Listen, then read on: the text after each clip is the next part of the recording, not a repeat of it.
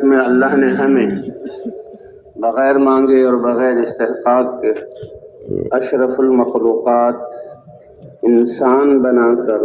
اللہ نے تھوڑے سے عرصے کے لیے دنیا میں بھیجا ہے،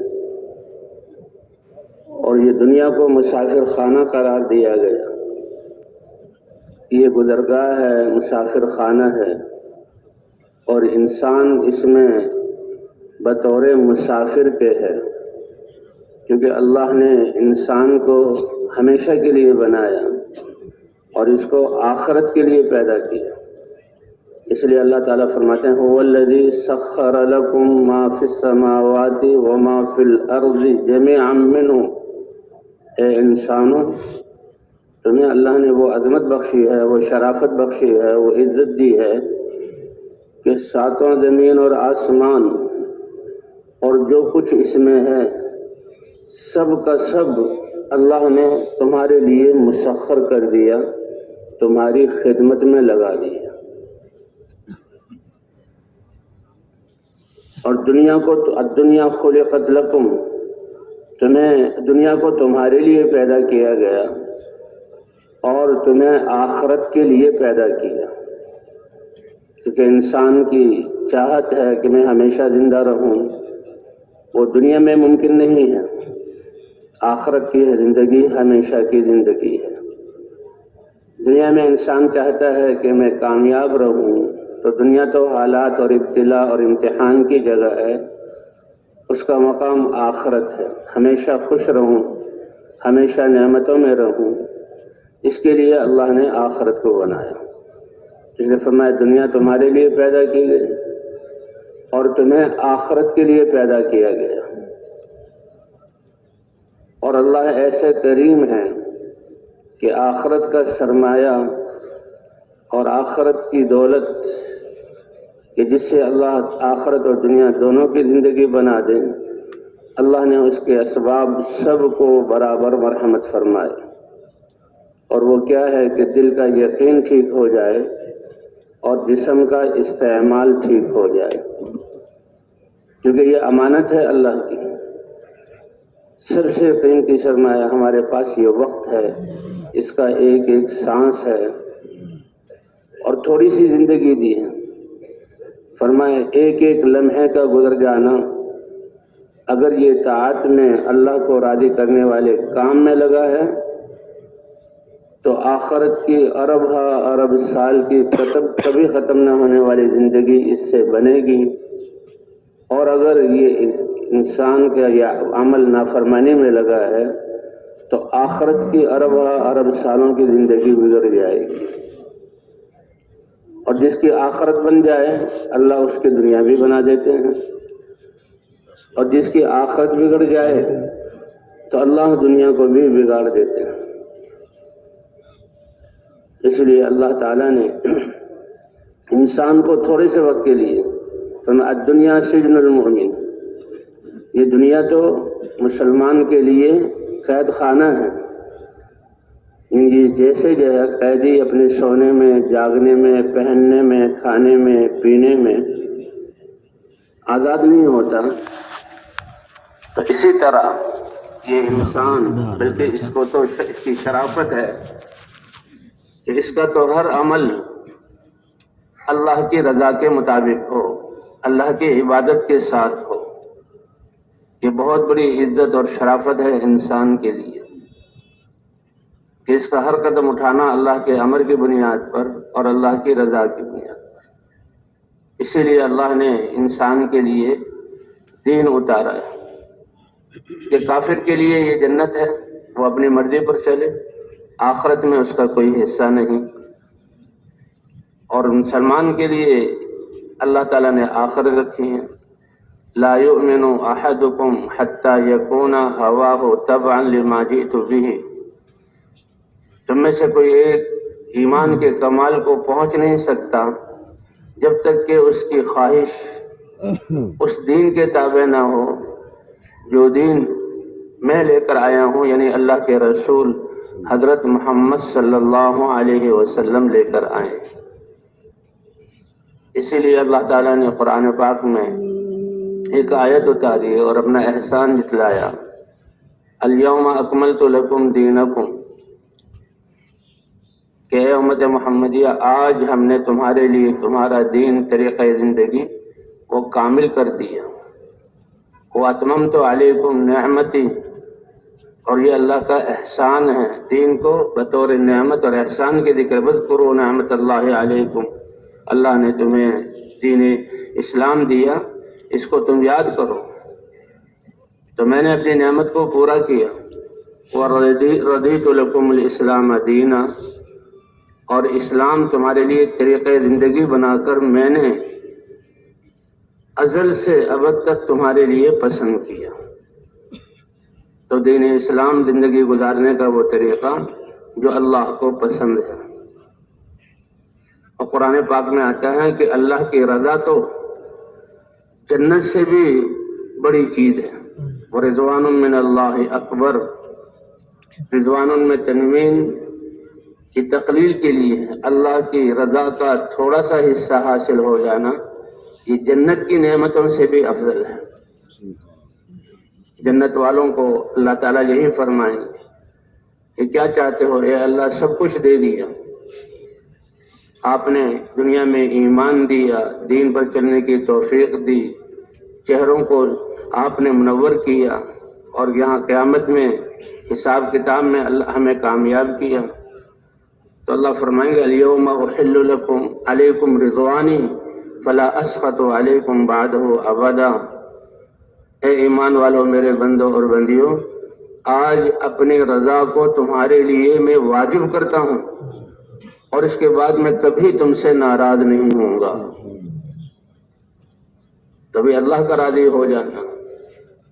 कि जिसने अल्लाह को पा लिया यानी अल्लाह को राजी कर लिया, सब कुछ उसका है। और जिसने अल्लाह को ना पाया यानी अल्लाह ताला को नाराज कर दिया, तो हर चीज उससे चली गई। इसलिए दीन इस्लाम अल्लाह के कुदरत से दुनिया और आखिरत में फ़ायदा उठाने के लिए और अल्लाह की मदद को साथ लेने के लिए और कामयाबी के लिए अल्लाह ने तरीक़ा ज़िंदगी अता फरमाया। और इंसानों की ज़िंदगियों में दीन का आना, इसके लिए जो अल्लाह की सुन्नत है हज़रात अंबिया किराम का, इस कलमे और ईमान की दावत को लेकर आना, क्योंकि ईमान ये एक ऐसी ताकत है, अल्लाह की मारिफत का नूर है, जिससे इंसान में दीन पर चलने की इस्तेदाद पैदा होती है, जिससे इंसान में दीन पर इस्तकामत नसीब होती है। और यही वो ताकत है कि जिसके ज़रिए से इंसान अल्लाह के अहकाम को खुशी से सादत समझकर मानता है और अल्लाह की नाफरमानियों से नफरत करते हुए अपने आप को उससे बचाता है। और ईमान के बनने का जरिया हज़रात अंबिया किराम की दावत है, ला इलाहा इल्लल्लाह के पैगाम को लेकर फिरना है। जब भी कौमें अपने ख्वाहिशात पर चलकर और गलत तरीक़ों पर चलकर और अल्लाह के नाफरमानी करके हलाकत के करीब हुई, अल्लाह ने उन पर एहसान करने का इरादा किया, तो किसी नबी को इस कलमे की दावत देकर और इल्म और दीन देकर भेज दिया। इब्तिदा दावत से हुई, बुनियाद उस पर ज़्यादा वक्त लगता है, तो ईमान बुनियाद है। वल्लज़ीना आमनू अशद्दु हुब्बन लिल्लाह, जो ईमान वाले हैं वो सबसे ज़्यादा अल्लाह से मोहब्बत करते हैं, क्योंकि जिसने अल्लाह को पहचान लिया, अल्लाह ही मेरे खालिक हैं, अल्लाह ही मेरे मालिक हैं, अल्लाह अरहमुर राहिमीन हैं, अल्लाह मेरे रब हैं, सारी कायनात को मेरे लिए मुसख्खर करने वाले हैं, तो अल्लाह से मोहब्बत करेगा। और उसकी चाहत ये होगी कि अल्लाह मुझसे क्या चाहते हैं, अल्लाह मुझसे क्या चाहते हैं और किस चीज़ से अल्लाह नाराज़ होते हैं। तो जो अल्लाह की चाहते हैं उसको पूरा करने की इस्तेदाद और नाफरमानी से बचने की इस्तेदाद ईमान के जरिए, ईमान ही की वजह से इस्तिकामत नसीब होती है। ईमान ही के बलबूते पर इंसान अपने सारे जिस्म के आदा को अल्लाह के हुक्म के मुताबिक इस्तेमाल करता है और अपने आप को नाफरमानी से बचाता है। इसलिए नबी के आने से दावत चलती थी حضرات انبیاء کرام اپنی اپنی قوموں کی طرف اس لا الہ الا اللہ کے پیغام کو اور دعوت کو لے کر پھرتے تھے اور ایک ایک کے پاس جاتے تھے، کیونکہ اللہ تو ارحم الراحمین ہے، رب العالمین ہے، جسے جسموں کی نشو و نما کرنے والے ہیں، اور اس کے لیے اللہ تعالیٰ کا کیا نظام چلتا ہے، کیسے زمینوں سے غلے اگتے ہیں، سورج اور چاند اور موسم بدلتے ہیں، اسی طرح اللہ تعالیٰ اصل روح ہے، روح کی بھی تربیت کرنے والے، اس لیے اس کے لیے ایمان اور دین اللہ نے آسمانوں سے اتارا۔ نبی کی محنت سے ایمان آتا تھا، دین پر چلنے کی صرف استعداد نہیں، دین پر چلنے کی کا شوق پیدا ہوتا تھا، اور دین حق وجود میں آتا تو پھر اللہ باطل کو توڑ کر رکھ دیتے۔ اسی طرح انبیاء کرام کا سلسلہ چلتا رہا۔ سب سے آخر میں سارے نبیوں کے سردار حضرت محمد صلی اللہ علیہ وسلم اسی کلمے کی دعوت اور دین کو لے کر آئے۔ پہلے انبیاء میں سے ہر نبی کا دائرہ نبوت اور ذمہ داری محدود تھا، ایک قوم ہے، ایک علاقہ ہے، ایک زمانہ ہے، اور نبی کی دعوت سے جتنی بڑی ذمہ داری ہے اس کے بقدر اللہ تعالیٰ ہدایت عطا فرماتے تھے جن کو چاہتے، کیونکہ اللہ حکیم ہے، حکمت والے ہیں، اللہ کا کوئی فیصلہ بے فائدہ نہیں، اور جب دین میں وجود میں آتا تو اللہ باطل کو ختم کر دیتے۔ نبی کے چلے جانے سے دعوت چھوٹتی، پھر انسانیت الٹے قدم لوٹتی اور پھر خواہشات میں اور نافرمانی میں لگ جاتی، اللہ دوسرا نبی بھیج دیتے۔ تو ایک روایت کے مطابق 1,24,000 نبی، انبیاء اور رسل، اور ایک روایت کے مطابق 2,00,000 انبیاء کو بھیجا۔ یہ اللہ کی سنت تھی، اور سب سے آخر میں حضرت محمد صلی اللہ علیہ وسلم کو ساری انسانیت کے لیے رسول اور نبی بنا کر بھیجا۔ وَمَا أَرْسَلْنَاكَ إِلَّا كَافَةً لِلنَّاسِ بَشِيرًا وَنَذِيرًا۔ حضرات انبیاء کرام کی ذمہ داری کیا ہوتی ہے؟ اپنی اپنی امتوں کو اللہ کا تعارف کرانا اور اللہ کی ذات پر یقین اس کو بٹھانا، اور پھر دین پر ان کو چلانا۔ تو اور دین پر چلنے میں یعنی خوشخبری کہ کیا کیا اللہ انعامات عطا فرمائیں گے اور نافرمانی کے کیا کیا نقصان ہیں۔ تو حضور صلی اللہ علیہ وسلم کو کے بارے میں کہ ہم نے آپ کو سارے عالموں کے لیے رسول، بشارت دینے والا بنا کر اور ڈرانے والا بنا کر کہ اللہ کے احکام کو پورا کرو گے کیا کامیابی ملیں گی، کیا نعمتیں ملیں گی،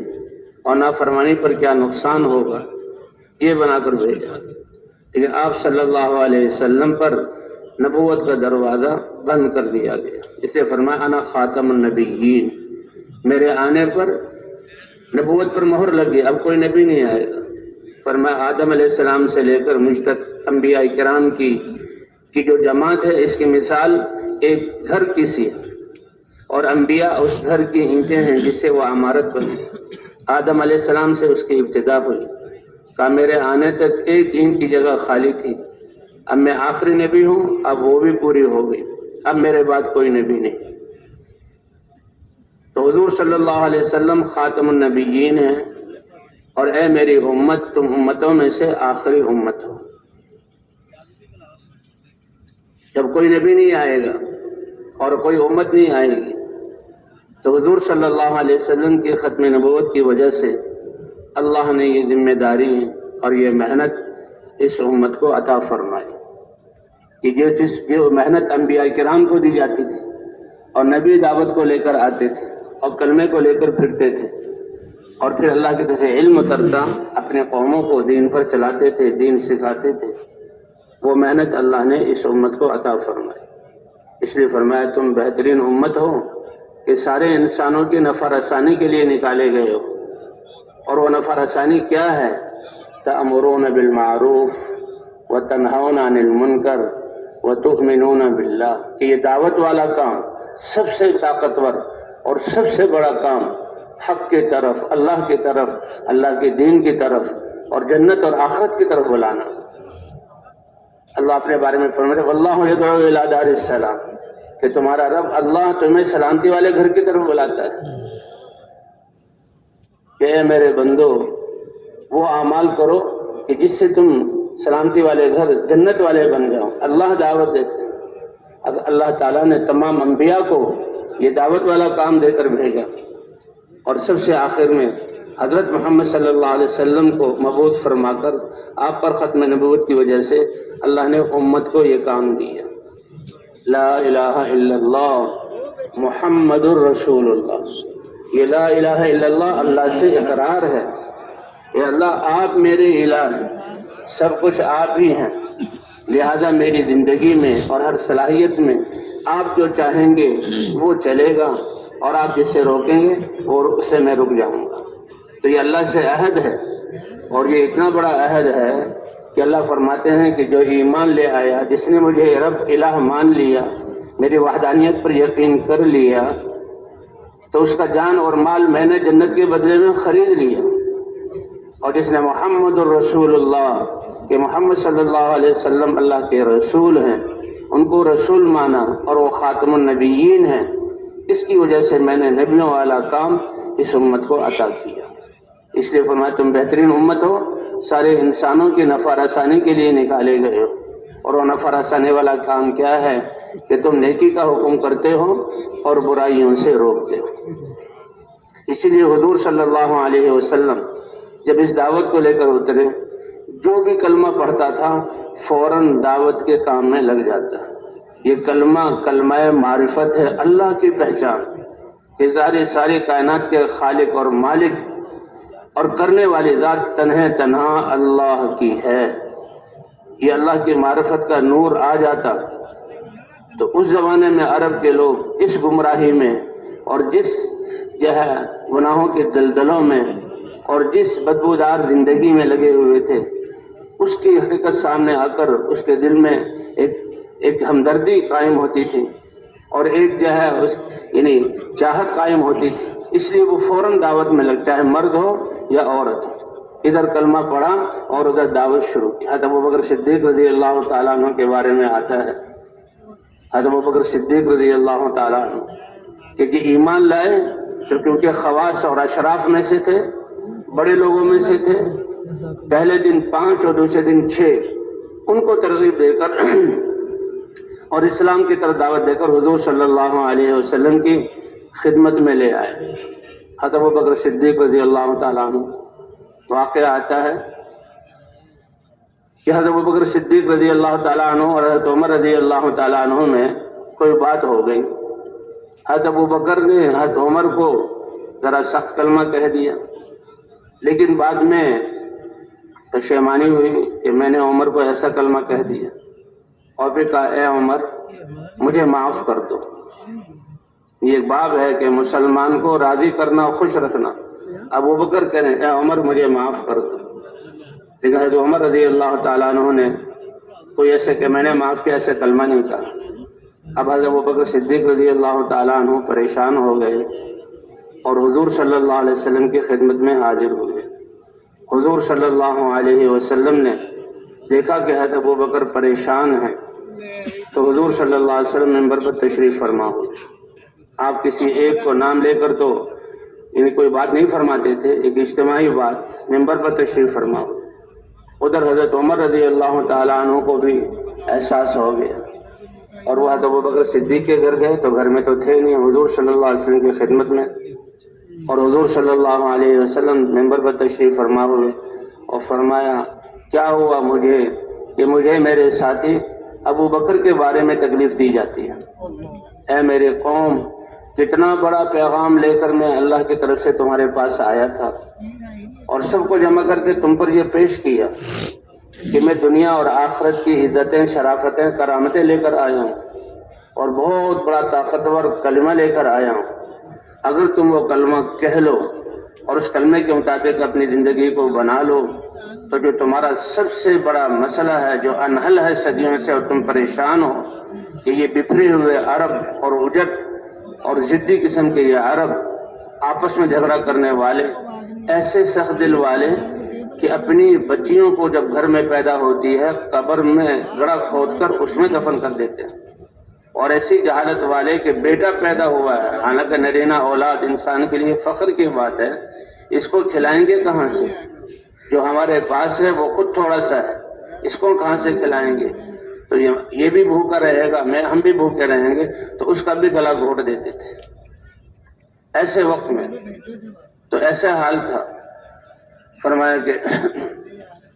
جب میں نے ابو بکر کو یہ دعوت دی تو ابو بکر نے فوراً بغیر تردد کے اس کلمے میں تصدیق کر دی اور لا الہ الا اللہ محمد رسول اللہ اس کی تصدیق کی۔ تو بھائی یہ حضرت ابو بکر صدیق رضی اللہ تعالیٰ عنہ جو بھی کلمہ پڑھتا تھا وہ کلمے کی دعوت۔ حضور صلی اللہ علیہ وسلم جب مدینہ منورہ تشریف لائے اور مکہ والے مہاجر بن کر مدینہ آ گئے تو مسلمانوں کی دو ہی قسمیں تھیں۔ ایک انصار ہیں کہ دین والوں کی مدد کرنے والے صحابہ کرام انصار مدینہ، کتنے ان کے فضائل ہیں۔ حضور نے فرمایا اگر ہجرت جیسا عمل نہ ہوتا اس دین میں تو میں انصار میں سے ایک آدمی ہوتا، اور ایک وادی سے کچھ لوگ چلیں اور مختلف راستے اختیار کریں تو میں دیکھوں گا انصار کس راستے پر جا رہے ہیں تو میں انصار کے راستے کو اختیار کروں گا۔ اور فرمایا انصار تو میرے جسم کا وہ کپڑا ہے جو جسم کے ساتھ لگا ہوتا ہے۔ تو یہ انصار تھے یا مہاجرین تھے۔ مدینہ منورہ میں آ کر حضور صلی اللہ علیہ وسلم نے صحابہ کو اس نقل و حرکت میں رکھا۔ ایک روایت کے مطابق 120 سفر یا 100 کی روایت بھی آتی ہے، 80 پر تو تقریباً اتفاق ہے کہ حضور صلی اللہ علیہ وسلم نے صحابہ کو، مہاجرین اور انصار کو، جبکہ دنیاوی اور معیشت کے اعتبار سے کہ انصار مدینہ تو تھوڑی تھوڑی زراعت والے تھے اور وہ ہمیشہ قرضے میں دبے رہتے تھے، اور مہاجرین سب کچھ چھوڑ کر آئے، ظاہری اعتبار سے تو دنیا کو ٹھیک کرنے کے لیے ان کو جو ہے حضور اجازت دے دیتے، لیکن نہیں، مہاجرین اور انصار کے جمع ہوتے ہی بھائی چارہ قائم کیا اور حضور صلی اللہ علیہ وسلم نے 80 یا 100 یا 120 سفر کروائے، اور 27 سفروں میں خود حضور صلی اللہ علیہ وسلم ساتھ تشریف لے گئے۔ تو اللہ کے دین کے لیے نقل و حرکت یہ اتنی قیمتی ہے کہ اللہ کے رسول صلی اللہ علیہ وسلم خود فرما رہے ہیں اپنے بارے میں کہ میرا دل چاہتا ہے کہ میں اللہ کے راستے میں نکلوں اور جہاں جنگ کروں اور مجھے شہادت نصیب ہو جائے اور پھر مجھے زندگی دے دی جائے، پھر میں اللہ کے راستے میں نکلوں اور جنگ ہو اور مجھے شہادت مل جائے اور پھر جہاں مجھے زندگی دے دی جائے اور پھر میں اللہ کے راستے میں اپنی جان کو قربان کر دوں۔ تو صحابہ کرام نقل و حرکت نکلے اللہ کے راستے میں، اور صحابہ کرام کے لیے سب سے بڑا مجاہدہ کہ اللہ کے رسول صلی اللہ علیہ وسلم موجود ہیں ایمان کی حالت میں، جن کی ایک نظر دیکھنے سے، زیارت کرنے سے صحابہ والا درجہ ان کو ملا اور اللہ کی رضا والا درجہ ملا۔ حضور کو چھوڑنا، پھر حضور کی مسجد جس میں 5 نمازیں حضور صلی اللہ علیہ وسلم خود امامت کر کے پڑھا رہے ہیں، اور اس سے اگلی بات کہ ایک ہی دن میں کتنی دفعہ جبرائیل علیہ السلام علم لے کر اور وحی لے کر آ رہے ہیں، اور حضور صلی اللہ علیہ وسلم اپنے صحابہ کو وہ علم دے رہے ہیں، ان سب کو قربان کر کے انسانیت کی ہدایت کے لیے صحابہ کرام نکلے۔ اسی لیے اللہ نے فرمایا رجال صدقوا ما عاهدوا الله علیہ فمنهم من قضى نحبه ومنهم من ينتظر، کہ یہ کامل مرد ہیں کہ جو اللہ سے وعدہ کیا تھا لا الہ الا اللہ، اے اللہ ہمارے جان و مال اب تیری رضا کو پورا کرنے کے لیے یہ خرچ کریں گے، تو اس کو سچا کر دکھایا۔ کسی نے اپنی زندگی دے دی نہیں، شہادت نصیب ہو گئی، اور جو آیا وہ بھی انتظار میں ہے کہ اللہ کب مجھ سے یہ جان کا، یعنی یہ میری طرف سے یہ قبول کریں گے۔ ایک صحابی کو جب وہ لے گئے ان کو، تو کسی کافر نے ان کو پیچھے سے نیزہ مارا، اور اتنی زور سے نیزہ مارا کہ وہ نیزہ کمر میں داخل ہو کر پیٹ سے نکل گیا اور خون کی فوار نکلی۔ انہوں نے وہ خون ہاتھ میں لیا اور آسمان کی طرف اللہ کو دکھایا اور کہا فزت ورب الکعبہ، رب کعبہ کی قسم میں کامیاب ہو گیا، کہ یہ جان بھی اللہ کے دین کے لیے چلے گی۔ وہ نیزہ مارنے والا کافر تھا، اور وہ ظاہر کو دیکھ کر چلنے والا وہ حیران ہوا کہ اتنے یقین اور اعتماد کے ساتھ اور رب کعبہ کی قسم کھا کر کہ میں کامیاب ہو گیا، یہ کیا چیز ہے؟ آدمی قید ہو جائے، بے بس ہو جائے اور پھر دشمن کے ہاتھوں مار دیا جائے، اس کو تو ظاہری طور پر بڑی شبکی اور بڑی خفت اور ناکامی سمجھا جاتا ہے، لیکن اتنے اعتماد سے جب بیان کیا گیا کہ یہ اللہ کی ذات پر ایمان والے ہیں، اور ایمان والا تو اپنی جان اور مال کو اللہ کے لیے لگاتا ہے، اور سب سے بڑی دولت اس کے پاس ایک جان ہے، یہ اللہ کے لیے دے دی تو یہ سب سے بڑی کامیابی، کہتا یہی چیز اس جہنگا مارنے والے کی ہدایت کا ذریعہ بن گئی۔ عبداللہ بن حذافہ رضی اللہ تعالیٰ عنہ، ان کو قید کیا گیا، غسانی بادشاہ، عرب بادشاہ تھا، اس نے ان کو بلایا اور ان سے باتیں کی، تو وہ سمجھ گیا کہ یہ بہت سمجھدار، یہ مسلمانوں کے لیڈر ہیں، مسلمانوں کے امیر ہیں اور مسلمانوں کی جماعت کو لے کر چل رہے ہیں، لیکن یہ بہت سمجھدار ہے، اور اس کے دل میں یہ بات آئی کہ ان کی اس سمجھداری سے میں فائدہ اٹھاؤں، تو ان کو پیشکش کی، کیا کہا کہ میں اپنے آدھے ملک کی بادشاہت تمہیں دے دوں گا اور اپنی بیٹی سے تمہیں بیاہ دوں گا، نکاح کر دوں گا، اور تم نصرانی بن جاؤ۔ اللہ اکبر! فرمایا کہ تم تو اپنے آدھے ملک کی اور پھر جو ہے بیٹی کے رشتے کو پیش کر رہے ہو، یہ جتنے عرب ممالک ہیں سب کا سب مجھے دے دو، تب بھی پلک جھپکنے کے برابر میں اپنے اس مبارک دین کو چھوڑنے کے لیے تیار نہیں۔ بڑا متاثر ہوا، کیونکہ اللہ نے جو ہمیں دیا ہے کلمہ لا الہ الا اللہ، یہ کلمہ ایمان ہے، اس کو بیان کر کے ایسا یقین بنایا جائے کہ خوف ہو تو اللہ کا اور امید ہو تو اللہ سے، کہ انسان طاقت سے ڈرتا ہے تو لا الہ الا اللہ تمام خوفوں کو نکال کر صرف اللہ سے ڈرنا، اور اللہ رب العالمین ہے اور محبت والا ڈرنا کہ کہیں اللہ ناراض نہ ہو جائے، اور امید ہو تو اللہ تعالیٰ سے۔ اس لیے حضور صلی اللہ علیہ وسلم نے فرمایا کہ اللہ کا ڈر دل میں نہ ہو اور چیزوں کا ڈر ہو ابن آدم کے دل میں، حالانکہ دل بنایا گیا ایمان اور اللہ سے ڈرنے کے لیے، تو جن چیزوں کا ڈر ہے وہ اس پر مسلط کر دیا، انما سلط علی ابن آدم ما خافہ ابن آدم، ابن آدم جن چیزوں سے ڈرتا ہے ان چیزوں کو اس پر مسلط کر دیا جاتا ہے۔ وَإِن لَّمْ يَخَفْ إِلَّا اللَّهُ، اور اس ایمان کے ذریعے ایسا اللہ کی عظمت کا استحضار کہ ڈر ہے تو اللہ کا، اللہ کسی چیز کو اس پر مسلط ہونے ہی نہیں دیتے۔ وَإِنَّمَا وُكِّلَ امْرُؤُ آدَمَ لِمَن رَجَاهُ ابن آدم، پھر دوسری چیز امید ہے، کہ جس چیز دنیا میں سے کسی چیز کی بھی انسان کے دل میں امید ہوگی یہ مجھے مل جائے اور اس سے میرا کام بنے گا، اللہ اس کے حوالے کرتے ہیں، اور اگر نہیں اصل ذات تو اللہ کی ذات ہے، کرنے والی ذات اللہ کی ہے، وہ تنہا ہے، وہ میرے الہ ہے، اور میری امید تو اللہ سے ہے، کسی سے امید نہیں۔ فرمایا اگر اللہ سے امید کر انسان کرتا ہے تو اللہ کسی کے حوالے نہیں کرتے، اپنی قدرت سے اس کا کام بناتے۔ تو بہرحال یہ عبداللہ بن حذافہ رضی اللہ تعالیٰ عنہ، ان کو لالچ جن کا بالکل میں یہ پلک جھپکنے کے برابر میں جو ہے تمہارے دین، اپنے دین کو، اپنے نبی کے دین کو چھوڑنے کے لیے تیار نہیں، یہ ہے دین پر استقامت اور دین پر جماؤ۔ بڑا حیران ہوا، اور اس نے کہا کہ دیکھو میں نے اس کو پیشکش کی دنیا کی اور اس نے میری پیشکش کو قبول نہیں کیا، دوسرا حربہ ہمارے پاس اپنی طاقت کا ہے، اور کیونکہ وہ ان کو دل میں تھا کہ اس کو ضائع نہیں کرنا، کسی طرح سے ان کی صلاحیتوں سے میں فائدہ اٹھانے والا بن جاؤں، مجھے، میرے ملک کو، میری قوم کو فائدہ ہو جائے، تو ان سے کہا ان کو سولی پر باندھ دو اور تیر انداز ان کے سامنے آئیں ترکشوں میں تیر لے کر، اور نشانہ باندھے ان کا، لیکن ایسے نشانہ ہو کہ جسم کو نہ چھوئے اور تیر سرسراتے ہوئے ان کے پاس سے گزر جائیں، تو اسی طرح ان کو باندھا گیا۔ اور کہا دیکھنا یہ ڈر جائے گا، اس سے ڈر جائے گا تو یہ جو میں بات کہہ رہا ہوں میری پیشکش کو قبول کر لے گا۔ کہ اللہ اکبر، ایسا ایمان! وہ ان کو سولی پر چڑھایا گیا، تیر انداز آئے، اپنے ترکش ختم کر دیے، سارے تیر ختم ہو گئے، اور چہرے کو پڑھتے رہے، لیکن وہی کہ جس کے دل میں اللہ کا خوف ہو، کسی چیز سے ڈرتا نہیں، ماتھے پہ خوف کی شکن آئی نہیں۔ اور بتا دیے کہ یہ تو آدمی ایسا ہے کہ بالکل نہیں ڈرا۔ کہ اچھا طاقت کے تو ہمارے پاس اور بھی کیا ہے طریقے ہیں،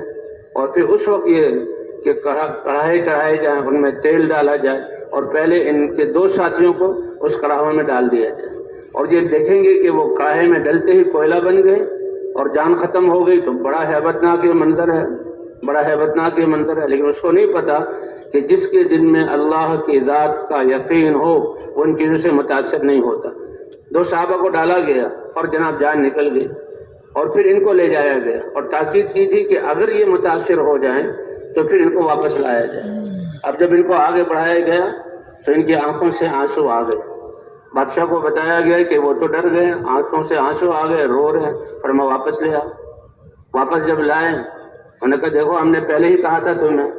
کہ جو ہمارے پاس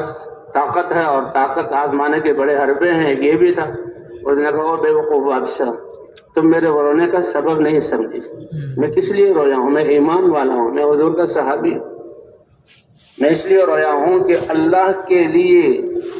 جان دینا، تو جان ایک روح ہے مختصر سی، ایسے کہ جاتے ہی روح نکل جائے گی، تو میں تو اس لیے رویا ہوں کہ اے اللہ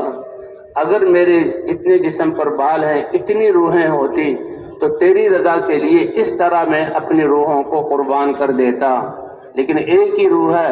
سرمایے کی کمی پر وہ بادشاہ اتنا متاثر ہوا کہ اتنی عظیم شخصیت، ایسے بڑے آدمی، کہنے لگا کہ یہ تمہارے مبارک ہونٹ جس سے تم یہ بول رہے ہو، ان ہونٹوں سے میری پیشانی کو بوسہ دے دو، یعنی یہ میری سعادت ہوگی کہ اتنا عظیم شخص میری پیشانی کو بوسہ دے۔ تو میں اپنی ذات کے لیے نہیں، ساتھی بھی بہت سارے قید تھے، ان کے لیے پیشانی کو بوسہ دیا، اور اس بادشاہ نے ان کو اور ان کے ساتھیوں کو چھوڑ دیا اور مدینہ منورہ آئے۔ حضرت عمر رضی اللہ تعالیٰ عنہ کا زمانہ تھا، حضرت عمر نے صحابہ کو جمع کیا اور ساری کارگزاری سنائی۔ کبھی جان اور مال کو اللہ کے دین کے لیے لگانا، تو یہ حضور صلی اللہ علیہ وسلم کی ختم نبوت کی وجہ سے یہ محنت صحابہ کرام کو ملی، اور صحابہ کرام اللہ کے راستے میں آج وہ محنت اللہ تعالیٰ نے ہمیں عطا فرمائی۔ صدیوں بعد یہ محنت اللہ تعالیٰ نے کہ ہم نکلے ہیں اللہ کے راستے میں، کہ ہم اس محنت کو سیکھیں اور حضور صلی اللہ علیہ وسلم کے طریقے پر اس محنت کو کریں، کیونکہ اس محنت کا نتیجہ سب سے بڑی دولت ہدایت کا ملنا۔ اللہ کا وعدہ ہے والذین جاہدوا فینا لنہدینہم سبلنا وان اللہ لمع المحسنین۔ وہ لوگ جو ہماری رضا کے لیے اپنے جان اور مال کو لگائیں گے، جان بھی لگانا مال بھی لگانا اللہ کے دین کو زندہ کرنے کے لیے، اور کوئی نیت نہ ہو، تو اللہ فرماتے ہیں البتہ ضرور و ضرور وہ سارے راستے جو اللہ تک پہنچانے والے ہیں وہ راستے ان کو دکھلا دیں گے، وہ راستے ان پر چلا دیں گے، ان راستوں پر ان کو چلا دیں گے اور مقصود تک پہنچا دیں گے۔ کتنا بڑا وعدہ ہے اس محنت سے ہدایت کا، اور ہدایت سب سے بڑی اور سب سے اہم اور سب سے پہلی ضرورت ہے۔ تو یہ محنت ہو، اور اس محنت میں حضور صلی اللہ علیہ وسلم کا طریقہ، کہ حضور والی محنت حضور صلی اللہ علیہ وسلم کے طریقے پر کی جائے۔ پوچھا گیا کہ اس محنت سے کیا چاہتے ہیں؟ کہ امت اس محنت پر کھڑی ہو جائے اور اس محنت میں حضور صلی اللہ علیہ وسلم کا طریقہ زندہ ہو، اور سارے شعبوں میں حضور صلی اللہ علیہ وسلم کی سنتیں زندہ ہو جائیں، اور یقین کی فضائیں بن جائیں، اور دین کی فضائیں بن جائیں، تبھی اللہ تعالیٰ نے ہمیں کتنے خوش قسمت اس میدان میں آئے اور اللہ کے راستے میں نکل رہے ہیں۔ یہ زندگی کا ایک ایک سانس بہت قیمتی ہے، کیونکہ موت کے وقت انسان کسی چیز کی تمنا نہیں کرے گا، صرف یہ کہے گا رب لولا اخرتنی الی اجل قریب، اے اللہ تھوڑی سی مہلت اور دے دے، اس زندگی کے سرمایے سے چند سانس اور دے دے، کیا کروں گا؟ فاصدق، یہ مال تیرے رستے میں صدقہ کروں گا، وَأَكُن مِّنَ الصَّالِحِينَ، اور میں اطاعت گزار فرما بردار بندوں میں سے بن جاؤں گا۔ اللہ فرمائیں گے بس جب وقت پورا ہو گیا تو اب ایک سانس بھی نہیں دیا جائے گا۔ ابھی ہمارے پاس یہ زندگی ہے، اور اس زندگی کا سب سے بڑا مصرف یہ حضور صلی اللہ علیہ وسلم والی محنت، اور اس محنت کا ہمیں مکلف بنایا گیا، یہ ذمہ داری ہے ہماری۔ اسی لیے اللہ کے راستے میں نکلنے کا مقصد کیا ہے؟ کہ ایک حد یعنی اپنی ذات کے اعتبار سے اللہ کے دین پر چلنے والا، تقوی والا بن جاؤں، اور حضور صلی اللہ علیہ وسلم کی امت میں ہونے کے اعتبار سے ذمہ داری کہ دنیا میں ہر فرد تک یہ پیغام پہنچ جائے، یہ پیغام پہنچ جائے، تو یہ ذمہ داری اللہ نے ہمیں دی۔ اس لیے فرمایا اس کام میں دو بنیادی چیزیں، ایک نقل و حرکت ہے اور ایک جو ہے نیت، اجتماعیت ہے۔ نقل و حرکت ہے اور اجتماعیت۔ نقل و حرکت کی کتنی بڑی ذمہ داری ہے، ذمہ داری دنیا کے جتنے انسان ہیں یہ 2 ارب مسلمان ہیں، سارے کے سارے تقوی والی زندگی پر آ جائیں اور حضور صلی اللہ علیہ وسلم کی محنت کو حضور کے طریقے پر کرنے والے بن جائیں، اور یہ 5 ارب انسان اللہ ان کو بھی ہدایت عطا فرما دے، کہ سب سے بڑی ضرورت ہدایت کی ہے۔ اور وعدہ ہے حضور صلی اللہ علیہ وسلم کی محنت کو حضور کے طریقے پر کرنے سے کرنے والوں کو اللہ ضرور ہدایت عطا فرما دے۔ تو اس لیے بھائی اللہ نے ہمیں ذمہ داری دی تو ہمیں اس ذمہ داری کا احساس، اور یہ کام چلے گا اللہ کی مدد سے، اور اللہ کی مدد ہوگی مجاہدے اور صفات کے بقدر۔ اللہ کی مدد مجاہدے اور المعونۃ بقدر المعونہ۔ اے بندے جب تم نیت کر لو گے کہ میں حضور کی محنت والا ہوں تو اللہ کی مدد ساتھ ہے، اور اس کے لیے کوشش جان و مال کو لگاؤ گے صحیح طریقے پر تو اللہ تربیت فرمائیں گے اور اس کام کے لیے قبول فرمائیں گے۔ اے علی تیری وجہ سے ایک آدمی کو ہدایت مل جائے، ایک آدمی کو تیری وجہ سے ہدایت مل جائے تو ایک روایت کے مطابق خیر لک من حمر النعم، کہ اس زمانے میں جو تجارت کا سب سے بڑا سبب اور نقل و حرکت کا سب سے بڑا ذریعہ سرخ اونٹ تھے، اور اونٹوں کے ذریعے سامان ایک ملک سے دوسرے ملک، ایک جزیرے سے دوسرے جزیرہ، ایک بر اعظم سے دوسرے بر اعظم، اس کو منتقل کیا جاتا تھا۔ کہ تمہیں ایسے اونٹ مل جائے جسے تمہاری تجارت پوری دنیا میں اس سے بہتر ہے اور زیادہ فضیلت والی چیز کہ تمہارے ذریعے سے ایک آدمی کو ہدایت مل جائے۔ اور ایک روایت کے الفاظ یہ بھی ہیں خیر لک مما طلعت علیہ الشمس، کہ جن چیزوں پر سورج کی روشنی پڑتی ہے یہ سب کسی کو مل جائیں تو اس سے زیادہ بہتر ہے کہ اللہ تعالیٰ تمہارے اس جو ہے تمہیں ایک انسان کی ہدایت کا ذریعہ بنا لے۔ تو بھئی کتنا بڑا وعدہ ہے، کتنا بڑا وعدہ ہے۔ تو صدیوں سے یہ محنت چھٹی ہوئی تھی، آج اس محنت کو سیکھنے کے لیے ہم لوگ نکلے۔ تو اس میں ایک اجتماعیت ہے اور ایک نقل و حرکت۔ تو سب سے پہلے تو اس ذمہ داری کا احساس، ہمارے حضرات یہی فرماتے کہ ہر مسلمان کو اس بات کا احساس ہو جائے، اے اللہ آپ نے مجھے ایمان عطا فرما کر اور حضور صلی اللہ علیہ وسلم کی امت میں پیدا کر کے یہ کام عطا فرمایا ہے۔ قل هذه سبیلی ادعو الی اللہ علی بصیرۃ انا ومن اتبعنی وسبحان اللہ وما انا من المشرکین۔ اللہ حکم فرما رہے، اے پیارے نبی آپ کہہ دیجئے میری زندگی کا راستہ اور مقصد کیا ہے؟ ادعو الی اللہ، اللہ کی طرف بلاتا ہوں، اللہ کی پہچان کرانے کے لیے، اللہ کی ذات پر ایمان لانے کے لیے، اور اللہ نے جو دین اتارا ہے اس پر عمل کرنے کے لیے، اور آخرت کی طرف، یہ سب اسی میں شامل ہے۔ اللہ کی طرف بلاتا ہوں بصیرت کے ساتھ، سمجھ بوجھ کے ساتھ، اور یہ سید الانبیاء ہیں، اللہ کے حبیب ہیں۔ ومن اتبعنی، اور جس نے میری اتباع کی، یعنی لا الہ الا اللہ محمد الرسول اللہ جس نے کہہ دیا، اس کے بدلے میں اللہ نے انعام کہ حضور والی محنت ہر فرد کو عطا فرمائی، مرد کو بھی عطا کی، عورتوں کو بھی عطا کی۔ جتنی بڑی ذمہ داری مردوں کی ہے عورتوں کی بھی ہے۔ تو اس کے لیے اللہ کے راستے میں نکلنا ہے، اللہ کے راستے میں نکلنا۔ زندگی بہت پوری قیمتی ہے، بعض لوگ واپس جانے والے ہیں تو وہ بھی انشاءاللہ بھائی اس کا مقصد کہ ہم اپنے آپ کو اس محنت والا شمار کریں اور اس ذمہ داری کا احساس ہمارے دلوں میں آ جائے۔ واپس جا رہے ہیں وہ بھی اس لیے کہ تیاری کر کے پھر اللہ کے راستے میں نکلیں گے اور اپنے مقام پر جا کر بھی اس محنت کو کریں گے۔ جیسے صحابہ کرام مدینے میں ہوتے ہوئے بھی مسجد اعمال سے آباد تھی اور اللہ کے راستے میں بھی اللہ کی طرف بلانے کے لیے۔ تو اللہ کے راستے میں نکلنے والے یہ تو بہت زیادہ یہ زندگی کا ایک ایک سانس قیمتی ہے، جو اللہ کے راستے میں جا رہے ہیں تو یہ تو بہت ہی زیادہ اس کی قیمت ہے۔ اس لیے فرمایا لغدوۃ فی سبیل اللہ او روحۃ خیر من الدنیا وما فیہا، ایک صبح یا ایک شام اللہ کے راستے میں نکلنا، اللہ کے راستے میں نکلنا، یہ دنیا اور جو کچھ دنیا میں ہے کسی کو وہ مل جائے اور اس کو صدقہ کر دے، اس کا ثواب لے لے، اس سے بہتر ہے کہ ایک صبح ایک شام اللہ کے راستے میں اللہ کے کلمے کو بلند کرنے کے لیے۔ اس لیے فرمایا کسی شخص کو رمضان شریف کا مہینہ ہو، 27ویں رات ہو اور وہ لیلۃ القدر ہو اور اس کو بیت اللہ میں حجر اسود کے سامنے لیلۃ القدر میں ساری رات عبادت کرنے کا موقع مل جائے، کتنی بڑی بات ہے۔ ایمان والا ہے رمضان کے مہینے میں اور مکے جیسے شہر میں، پھر مسجد حرام میں، پھر بیت اللہ کے سامنے، حجر اسود کے سامنے ساری رات اس نے عبادت کی۔ فرمایا ایک اللہ کا بندہ جو میدان میں اللہ کے کلمے کو بلند کرنے کے لیے تھوڑی دیر کے لیے کھڑا ہوا ہے، اس کا یہ کھڑا ہونا اس کی عبادت سے افضل ہے۔ تو کتنا بڑا ہم اپنی زندگی کو کتنا قیمتی بنا سکتے ہیں،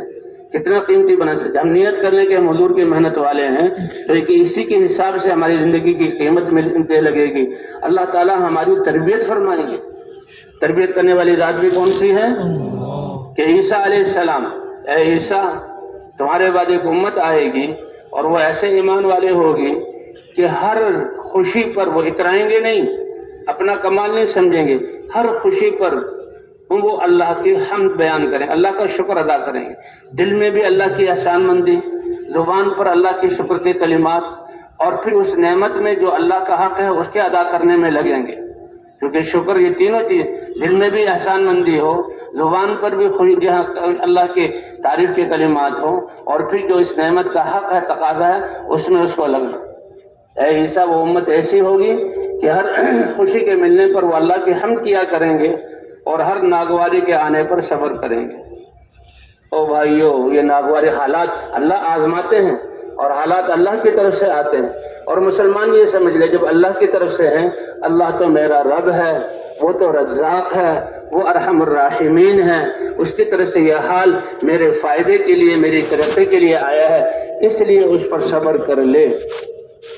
تو ان اللہ مع الصابرین، صبر کرنے والوں کے ساتھ کون ہے بھائی؟ اللہ ہے۔ وہ امت ایسی ہوگی کہ ہر خوشی کے ملنے پر وہ جو اللہ کی حمد بیان کرے گی اور ہر ناگواری کے آنے پر صبر۔ اس لیے بھائی موقع تو بہت آتے ہیں، سر میں درد ہو جاتا ہے، پریشانی ہو جاتی ہے، گرمی سردی، ماشاءاللہ ہمارے 2 دن جو پہلے تھے ہم اس میدان میں بیٹھے ہوئے، کیا گرمی تھی، کیا سخت گرمی تھی۔ میں کہا اگر ہمیں حضرت محمد صلی اللہ علیہ وسلم کے تبوک کا سفر یاد آ جائے تو ہمارا یہ گرمی برداشت کرنا کچھ بھی حیثیت نہیں رکھتا۔ حضرت محمد صلی اللہ علیہ وسلم جیسی نفیس اور خوبصورت اور اتنے بڑے درجے والے کہ اللہ کہہ رہے ہیں کہ حق تو یہ تھا کہ جنت میں اور عرش میں میرے پاس ہوتے، میں نے اتارا، اور حضور صلی اللہ علیہ وسلم خود جا رہے ہیں تبوک کے سفر میں،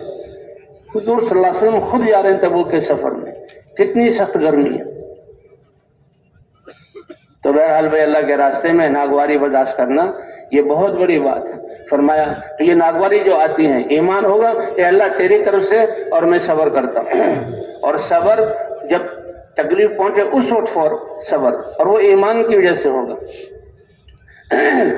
کہ حضور صلی اللہ علیہ وسلم گزرے، ایک عورت بچہ مر گیا تھا، اس پر رو رہی تھی اور بیان کر رہی تھی۔ حضور صلی اللہ علیہ وسلم نے گزرتے ہوئے اس کو صبر کرنے کی تلقین کی۔ وہ نہ سمجھ سکی کیونکہ وہ غم میں تھی اور کچھ بات کر رہی تھی، وہ نہ سمجھ، کہیں گے آپ کو تھوڑی تکلیف پہنچی ہے، آپ کو کیا اندازہ کہ میں کتنی دکھی ہوں، اور حضور آگے چلے گئے۔ تو باپ پیچھے والوں نے کہا ارے اللہ کی بندی، پتہ ہے یہ کون تھے کہنے والے؟ کہ اللہ کے رسول تھے، کہ اللہ کے رسول نے مجھے صبر کرنے کا کہا۔ فوراً آئی، اے اللہ کے رسول میں صبر کرتی ہوں، کا موقع چلا گیا، موقع چلا گیا۔ صبر تو وہ ہے کہ ایمان ایسا ہو جب ناگواری آئے، اے اللہ میں اس کو صبر کرتا ہوں، انا للہ و انا الیہ راجعون۔ تو 2 بڑی دولتیں۔ تو حضرت عیسیٰ علیہ السلام، اے عیسیٰ تمہارے بعد امت آئے گی، نعمتوں کے ملنے پر شکر ادا کریں گے اور ناگواریوں کے آنے پر صبر کریں گے، ولا علم لہم ولا حلم، اور ان کے پاس اپنا علم اور حلم بھی نہیں ہوگا۔ تو عیسیٰ علیہ السلام حیران ہو گئے، اے اللہ یہ کیسے ہوگا؟ فرمایا وَأَعْطِيهِم مِّنْ عِلْمِي وَأَعْطِيهِم مِّنْ حِلْمِي، اپنے حلم میں سے میں ان کو حلم عطا کروں گا اور اپنے علم میں سے میں علم عطا کروں گا۔ اے بندے تمہارا کام تو عزم اور نیت کرنا ہے، عزم کے ساتھ نیت کرنا ہے، اس ذمہ داری کا احساس کرنا ہے۔ تو تربیت کرنے والی ذات کون سی ہے؟ اللہ کی ہے۔ اس لیے بھئی یہ نقل و حرکت ہے اللہ کے راستے میں جانے کی، اس میں اجتماعیت ہے، ہاں، اور نقل و حرکت پورے عالم کی نیت، قیامت تک آنے والے زمانے انسانوں کی نیت کریں، جیسی بڑی نیت ہوگی، المعونۃ بقدر المعونہ، جتنی بڑی ذمہ داری کا احساس ہوگا اللہ کی مدد اسی کے بقدر ہوگی، اور تربیت اللہ فرمائیں گے۔ اس لیے کہتے ہیں کہ یہ کام جماعت وار اجتماعیت کے ساتھ ہے، کہ صحابہ کرام جو حضور صلی اللہ علیہ وسلم صحابہ کے لشکر کو روانہ فرماتے تھے تو حکم دیتے تھے کہ مجتمع رہو، علیکم بالجماع، تم پر جماعت کے ساتھ ہونا یہ ضروری ہے، جماعت کو لازم پکڑو، ید اللہ علی الجماع، اور اللہ کی رحمت جماعت کے ساتھ ہے۔ کہ جماعت سے الگ رہنے والا من شذ شذ، وہ ایسے ہے جسے جب چرواہا اپنے ہزاروں بکریوں کو کے ریوڑ کو لے کر ان کے باڑے سے لے کر نکلتا ہے جنگلوں کی طرف، پہاڑوں کی طرف، اور وہاں بھیڑیے چھپے ہوتے ہیں وہ جو ساری رات بھوکے ہیں اور ان کی خوراک جو ہے یہ بکری ہے، فرمایا جو بکری اپنے مرکز اور اجتماعیت سے نکل کر کنارے پر آ جائے گی تو بھیڑیا اس کو کھا لے گا، اور فرمایا تمہارا بھیڑیا شیطان ہے۔ تمہارا بھیڑیا کون ہے؟ شیطان۔ دو بھیڑیے بھوکے اور وہ کسی بکریوں کے ریوڑ میں داخل ہو کر ان سب بکریوں کی گردنوں کو توڑ دیں، ان کا اتنا نقصان نہیں ہے جتنا یہ شیطان انسان کو اچک کر اس کا نقصان کرتا ہے۔ تبھی شیطان سے حفاظت کے لیے اجتماعیت ہے کہ ہم ذمہ دار کے ساتھ جڑے رہیں۔ اس لیے کہتے ہیں علاقوں سے بھی جماعت ساتھی آئیں جماعت بن کر، اور یہاں سے بھی ماشاءاللہ جماعتیں بنیں گی، اور اب یہ جو ہے آخری مجلس اور یہاں سے اللہ کے راستے میں روانہ ہونا۔ زندگی کا ہر سانس بہت قیمتی ہے، اور جو وقت ہم نے اس محنت کے لیے دے دیا اس کی قیمت تو کروڑوں گنا بڑھ گئی، اس لیے وقت کی حفاظت یہ بہت ضروری ہے۔ اس لیے کہتے ہیں جو ہی مصافحہ ہو اور ساتھی جو ہے پرچہ مل جاتا ہے، اس میں راہ سفر بھی لکھا ہوتا ہے، اس کے مطابق ساتھی جمع ہو جائیں اور پوری جماعت اکٹھی رہے، اور اس کے بعد جلدی سے جلدی اس سے اللہ یعنی اس میدان سے اللہ کے راستے کی طرف روانہ ہو جائے۔ صحابہ کرام مسجد نبی میں ہوتے تھے اور حضور صلی اللہ علیہ وسلم کے ساتھ ہوتے تھے، یہ پھر بھی فرماتے تھے کہ بھئی جلدی۔ وہ عبداللہ بن رواحہ رضی اللہ تعالیٰ عنہ کا کہ حضور صلی اللہ علیہ وسلم نے ایک روم کے مقابلے میں یہ پہلا لشکر تھا جس کو روانہ فرما رہے تھے، اور جس میں اپنے سب سے زیادہ قریب زید بن حارثہ، جعفر بن ابی طالب اور عبداللہ بن رواحہ، اور ان تینوں کو جو ہے شہادت کی حضور نے خبر دی۔ ایک یہودی کہنے لگا یہ اللہ کے رسول ہیں، ان کی پیشن گوئی اے ابن رواحہ سچی ہے اور تم شہید ہو جاؤ گے، ٹھیک ہے، اس میں پریشانی کی بات نہیں، لیکن پھر پتہ نہیں، اور جمعے کا دن تھا، پھر پتہ نہیں یہ جمعے کا دن پھر نصیب پتہ نہیں کیا نصیب ہی نہیں ہوگا،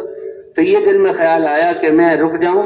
اور جو ہے حضور مسجد نبی میں رہوں اور حضور صلی اللہ علیہ وسلم کے پیچھے جمعے کی نماز پڑھ کے جاؤں۔ حضور صلی اللہ علیہ وسلم نے جب جمعے کی نماز پڑھائی صحابہ کو دیکھا، اے ابن رواحہ تم یہاں؟ کہا جی ہاں، کیوں رکے؟ تو ان کا جواب کیا تھا؟ لِأُجَمِّعَ مَعَكَ یا رسول اللہ، اے اللہ کے رسول آپ کے پیچھے جمعہ پڑھنے کے لیے۔ تو کتنی بڑی بات ہے، حضور کی محبت، حضور کی عظمت، آپ کے مسجد کی قدر، یہ ہم کہتے ہیں کہ یہ مسجد نبی میں جا رہے ہیں اور ہم وہاں ریاض الجنہ میں جائیں گے، اور حضور امام ہے اور جمعے کی نماز، لیکن حضور نے کیا فرمایا؟ یہ جو تم نے عمل کیا یہ تو تمہارے لیے، نماز پڑھی، مسجد میں رہے، خطبہ سنا، اس کا ثواب تو مل گیا۔ اس کے ساتھ ساتھ لو انفقت ما فی الارض جميعا، روئے زمین کے خزانے تمہارے ساتھ ہوں اور تم اللہ کی راہ میں خرچ کر دو، اس ثواب کو بھی ملا لو، تو جو تمہارے ساتھی آدھا دن پہلے مسجد نبوی سے اللہ کے راستے میں روانہ ہو گئے ان کے ثواب کو تم پہنچ نہیں سکتے۔ لو انفقت ما فی الارض جميعا ما ادرکت غدوتهم، تو بھی اللہ کے راستے میں نکلنے کا، تو آج ہم بھی میدان میں ہیں اور اللہ کے راستے میں نکلنا، تو جو جماعتیں بنی ہیں پرچہ دے دیا جائے تو ذمہ دار ساتھی سارے ساتھیوں کو جمع کر لے اور جمع کر کے بھی یہاں اللہ کے راستے میں روانہ ہو جائے، تو کوشش کریں گے انشاءاللہ۔ اس لیے ساتھی جمع ہو کر سب سے پہلے تو کہ بھئی جمع ہو کر کہاں تشکیل ہے اس کے بارے میں تبلیغ والوں کا سوچنا کیا ہے کہ جہاں ایک تو جو جماعت کے ساتھی جماعت میں جا رہے ہیں ان سب کی تربیت ہو جائے اور سب کو اللہ تعالیٰ حضور صلی اللہ علیہ وسلم کی محنت کے لیے قبول کر لے۔ یہ اپنے ساتھی بھی ہیں اور اپنی ذات بھی ہے، کیونکہ اس میں مقصود کہ میں بھی تقوی والی زندگی پر آ جاؤں اللہ کے راستے میں نکلنے کا، اور میرے ساتھ ساتھ سب پوری امت مسلمہ تقوی والی زندگی پر آ جائے، اور پھر اس تقوی والی زندگی کے ساتھ اپنی جان و مال کو حضور صلی اللہ علیہ وسلم کی محنت اور اس دین کو پھیلانے کے لیے لگا خرچ کرنے والا بن جائے، تاکہ اللہ پوری انسانیت کو ہدایت دے دے، پوری انسانیت کو ہدایت دے دیں۔ اس کو دکھائیے، تو اس محنت کو سیکھنے کے لیے ہم نکلیں، اس محنت کو سیکھنے کے لیے۔ تو بھائی جب یہاں پہ دعا ہو جائے، دعا کے بعد ساتھی جمع ہو کر فوراً اللہ کے راستے میں نکل جائے۔ جس جگہ کے جہاں جا رہے ہیں وہاں کے کچھ حالات آس پاس کے لوگوں سے معلوم ہو جائیں گے. حالات معلوم کرنے کا کیا مطلب کہ جہاں بھیجا جا رہا ہے دین پر چلنے کے اعتبار سے اور دین کی محنت کے اعتبار سے وہاں والوں کا کیا حال ہے کہ پوری کے پوری تقوی والی زندگی والے بن جائیں اور اب دین کی محنت کرنے والے بن جائیں. اس کو سوچ کے اس کے لیے دعائیں بھی ہوں, اس کے لیے فکر بھی ہو, اس کے لیے جانا بھی. بھائی ترتیب سفر کے اعتبار سے 2 ساتھیوں کو خدمت کے لیے مقرر کیا جائے. صحابہ کرام کی یہ جب آتے تھے وہ مدینہ منورہ میں تو ایک واقعہ ہے, ایک صحابی کہتے ہیں کہ ہم 12 آدمی تھے اور 2 کو اونٹوں کی خدمت کے لیے لگایا گیا. اور حضور صلی اللہ علیہ وسلم بھی جب سفروں میں جاتے تھے تو اونٹ مقرر کرتے تھے. ایک دو صحابہ کے ذمہ خدمت کی اور پھر اپنے لیے کیا فرمایا, وہ انا اجمع لکم الحطب, اور میں تمہارے لیے اللہ کا رسول ایندھن اکٹھا کروں گا. اور صحرا میں ایندھن اکٹھا کرنا سب سے مشکل کام ہے. سب سے مشکل کام اللہ کے رسول اپنے لیے کہ میں انا اجمع لکم الحطب. تو بھائی ترتیب سفر کے اعتبار سے ساتھی جو ہے ذمہ دار ساتھی جو ہے ساتھیوں کو بتا دے کہ ہماری فلاں جگہ تشکیل ہے, وہاں کے یہ حالات ہیں. اور انتظامی امور کے اعتبار سے بھائی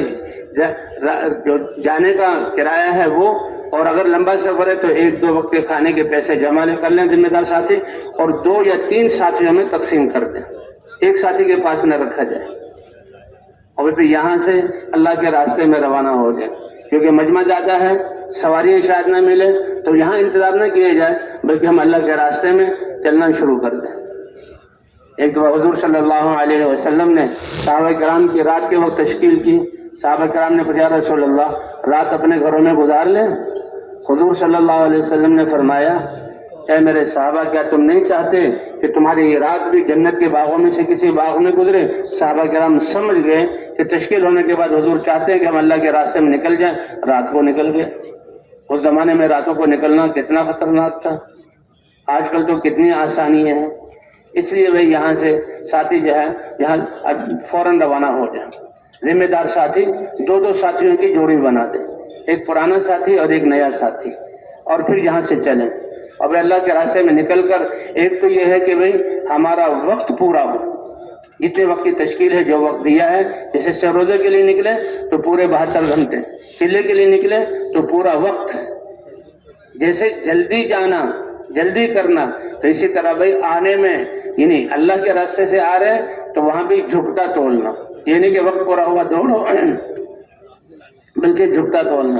وقت بھی پورا ہو اور پھر اعمال کے ساتھ بھی ہو, وقت بھی پورا ہو اور اعمال کے ساتھ بھی ہو. اللہ کے راستے میں نکل کر ہم نے کیا عمل کرنا ہے؟ سب سے پہلے تو ہر ساتھی نے دعوت میں لگنا ہے. دعوت ہی یہ بنیاد ہے, اور دعوت ہی سے یہ یقین بنتا ہے اور ایمان بنتا ہے, اور اسی سے دین پر چلنے کی استعداد پیدا ہوتی ہے, اور اس ایمانی کی قوت سے استقامت نصیب ہوتی ہے, اور ایمانی کی قوت سے اللہ کے احکام پر چلنا آسان نہیں بلکہ محبوب بنتا ہے, اور اللہ کے نافرمانی سے نفرت اور کراہت آتی ہے, اور آدمی اپنے آپ کو بچاتا ہے اور تقوی حاصل ہوتا ہے. تقوی حاصل ہوتا ہے. تو اس لیے سب سے زیادہ دعوت میں ہم نے لگنا ہے. پہلا کام دعوت ہے. یہ اعمال ہیں جس کو ہم نے زیادہ کرنا ہے. ایک دعوت ہے, دعوت دینا, دعوت میں اللہ کی بڑائی بیان کرنا, اللہ کی طرف بلانا, اللہ سے ہونے کو بتلانا. کامیابی اللہ نے اپنے احکام میں رکھی ہے, اور حضرت محمد صلی اللہ علیہ وسلم کی سنتوں میں کامیابی, اور آخرت کی طرف, اللہ کی طرف, اعمال کی طرف اور آخرت کی طرف بلانا, یہ عنوان ہے ہمارے دعوت کے. اور دوسرا ہم نے تعلیم و تعلم میں لگنا, سیکھنے سکھانے میں. پرانے اور نئے ساتھی کی جوڑی اسی لیے بنائی جاتی ہے, سیکھنے میں سب سے پہلے ایمانیات ہیں کہ کلمے کے الفاظ درست ہوں اور اس کا معنی ہمیں آتا, اور پھر بھی یہ 6 نمبروں کا سیکھنا. یہ 6 صفات جو ہیں یہ ہمارے ہر عمل کے لیے ضروری ہے, کہ ایمان کے بغیر, اللہ کی ذات پر یقین کے بغیر تو عمل ہے ہی نہیں, اور حضور صلی اللہ علیہ وسلم کی سنت کے بغیر وہ عمل ادھورا ہے. اور جیسے حضور صلی اللہ علیہ وسلم ہمارے نماز کے امام ہیں, تو جن صلو کما رأیتمونی اصلی, اسی طرح حضور صلی اللہ علیہ وسلم ہماری پوری زندگی کے امام. اللہ والے یقین کے ساتھ, حضور صلی اللہ علیہ وسلم کی سنت میں کامیابی کے یقین کے ساتھ, اور پھر فضائل کے شوق کے ساتھ, یہ تعلیم و تعلم، اس میں دو چیزیں ہیں، ایک فضائل کا علم اور ایک ہے مسائل کا علم۔ پہلے فضائل ہیں۔ فضائل کیا؟ اللہ کے وعدے، کہ ان احکام اللہ کا ایک ایک حکم پورا کرنے پر اللہ کیا عطا فرمائیں گے، یہ اللہ کے وعدے ہیں۔ فضائل کا علم، اس سے شوق پیدا ہوگا، اس لیے آتا ہے کہ ہر عمل کو ایمان کے ساتھ کرنا اور اللہ سے ثواب کی امید اور شوق میں کرنا۔ اس لیے فضائل کی تعلیم میں بیٹھنا، اور جو اللہ کے وعدے، نماز پر کیا ملے گا، ذکر پر کیا ملے گا، دعوت پر اللہ کیا عطا فرمائیں گے، قرآن پاک کی تلاوت پر اللہ کے کیا وعدے ہیں، ان وعدوں کو پورا ملنے کے لیے اس عمل کو صحیح طریقے پر کرنا۔ اس لیے آتا ہے لا اجر لمن لا حسبۃ لہ، میرے بندے حکم میرا پورا کر رہے ہو اور تمہیں خوشی اور ثواب کی امید ہی نہیں ہے تو کیا اجر دوں؟ تم نے تو فریضہ ٹالنے کے لیے، سر سے اتارنے کے لیے عمل ادا کیا۔ اس لیے صحابہ کرام اللہ اکبر کتنے شوق سے وہ عمل کیا کرتے تھے۔ اس لیے کہتے ہیں جو کھڑا ہو ایمان اور احتساب کے ساتھ، جو روزہ رکھے ایمان اور احتساب کے ساتھ۔ حضور صلی اللہ علیہ وسلم کی ایک صاحبزادی، ان کا کوئی بچہ فوت ہونے لگا، حضور صلی اللہ علیہ وسلم کو پیغام بھیجا، حضور نے فرمایا صبر کرو اور ثواب کی امید رکھو، ثواب کی امید رکھو۔ تو لہذا میں اس لیے ہمارا ہر عمل ایمان اور جو ہے ثواب کی ایمان و احتساب اس کے ساتھ۔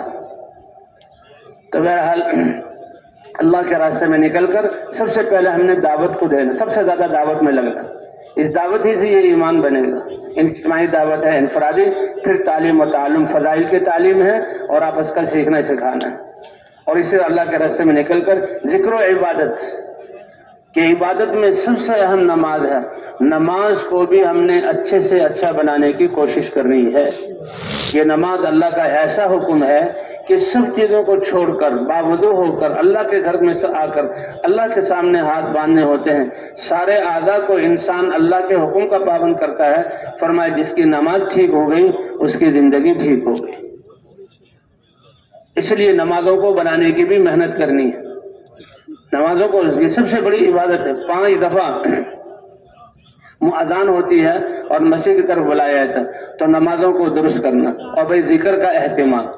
کہ ہر وقت انسان کے ساتھ کو یہ احساس ہو کہ اللہ مجھے دیکھ رہے ہیں، اللہ میرے عمل کو دیکھ رہے ہیں، مجھے دیکھ رہے ہیں، اللہ میری زبان کے الفاظ کو سن رہے ہیں، اور اللہ اپنی قدرت کے ساتھ میرے ساتھ ہیں۔ یہ ایسا بڑا احساس اور دولت ہے مسلمان کے لیے، اگر یہ حاصل ہو جائے تو کوئی غم اس پر نہ آئے، کوئی پریشانی یہاں پہ اس پر نہ آئے، اور کہیں بھی یہ انسان جو ہے مایوس نہ ہو، کیوں؟ اللہ میرے ساتھ ہے، اللہ مجھے دیکھ رہے ہیں، اللہ میری سن رہے ہیں، اور اللہ میرے ساتھ ہے۔ اسی لیے ذکر کو رکھا گیا۔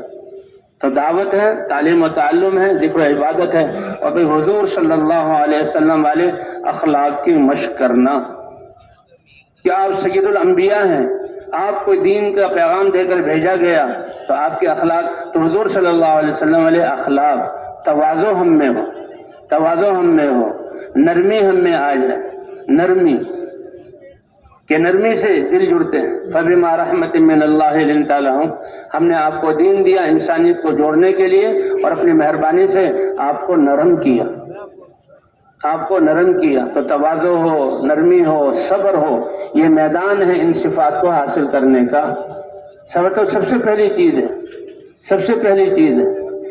کہ اولین اور آخرین کے اخلاق نہ بتاؤں کہ بتائیے، کہ اصبر علی ما اصابک، جو ناگواری آئے اس پر کیا کرے بھائی؟ یہ اللہ کی طرف سے آئی ہے، اور اللہ نے میرے فائدے کے لیے حال مجھ پر بھیجا ہے، اس میں اللہ کے حکم کو نبی کے طریقے پر پورا کروں گا تو میں کامیاب ہوں۔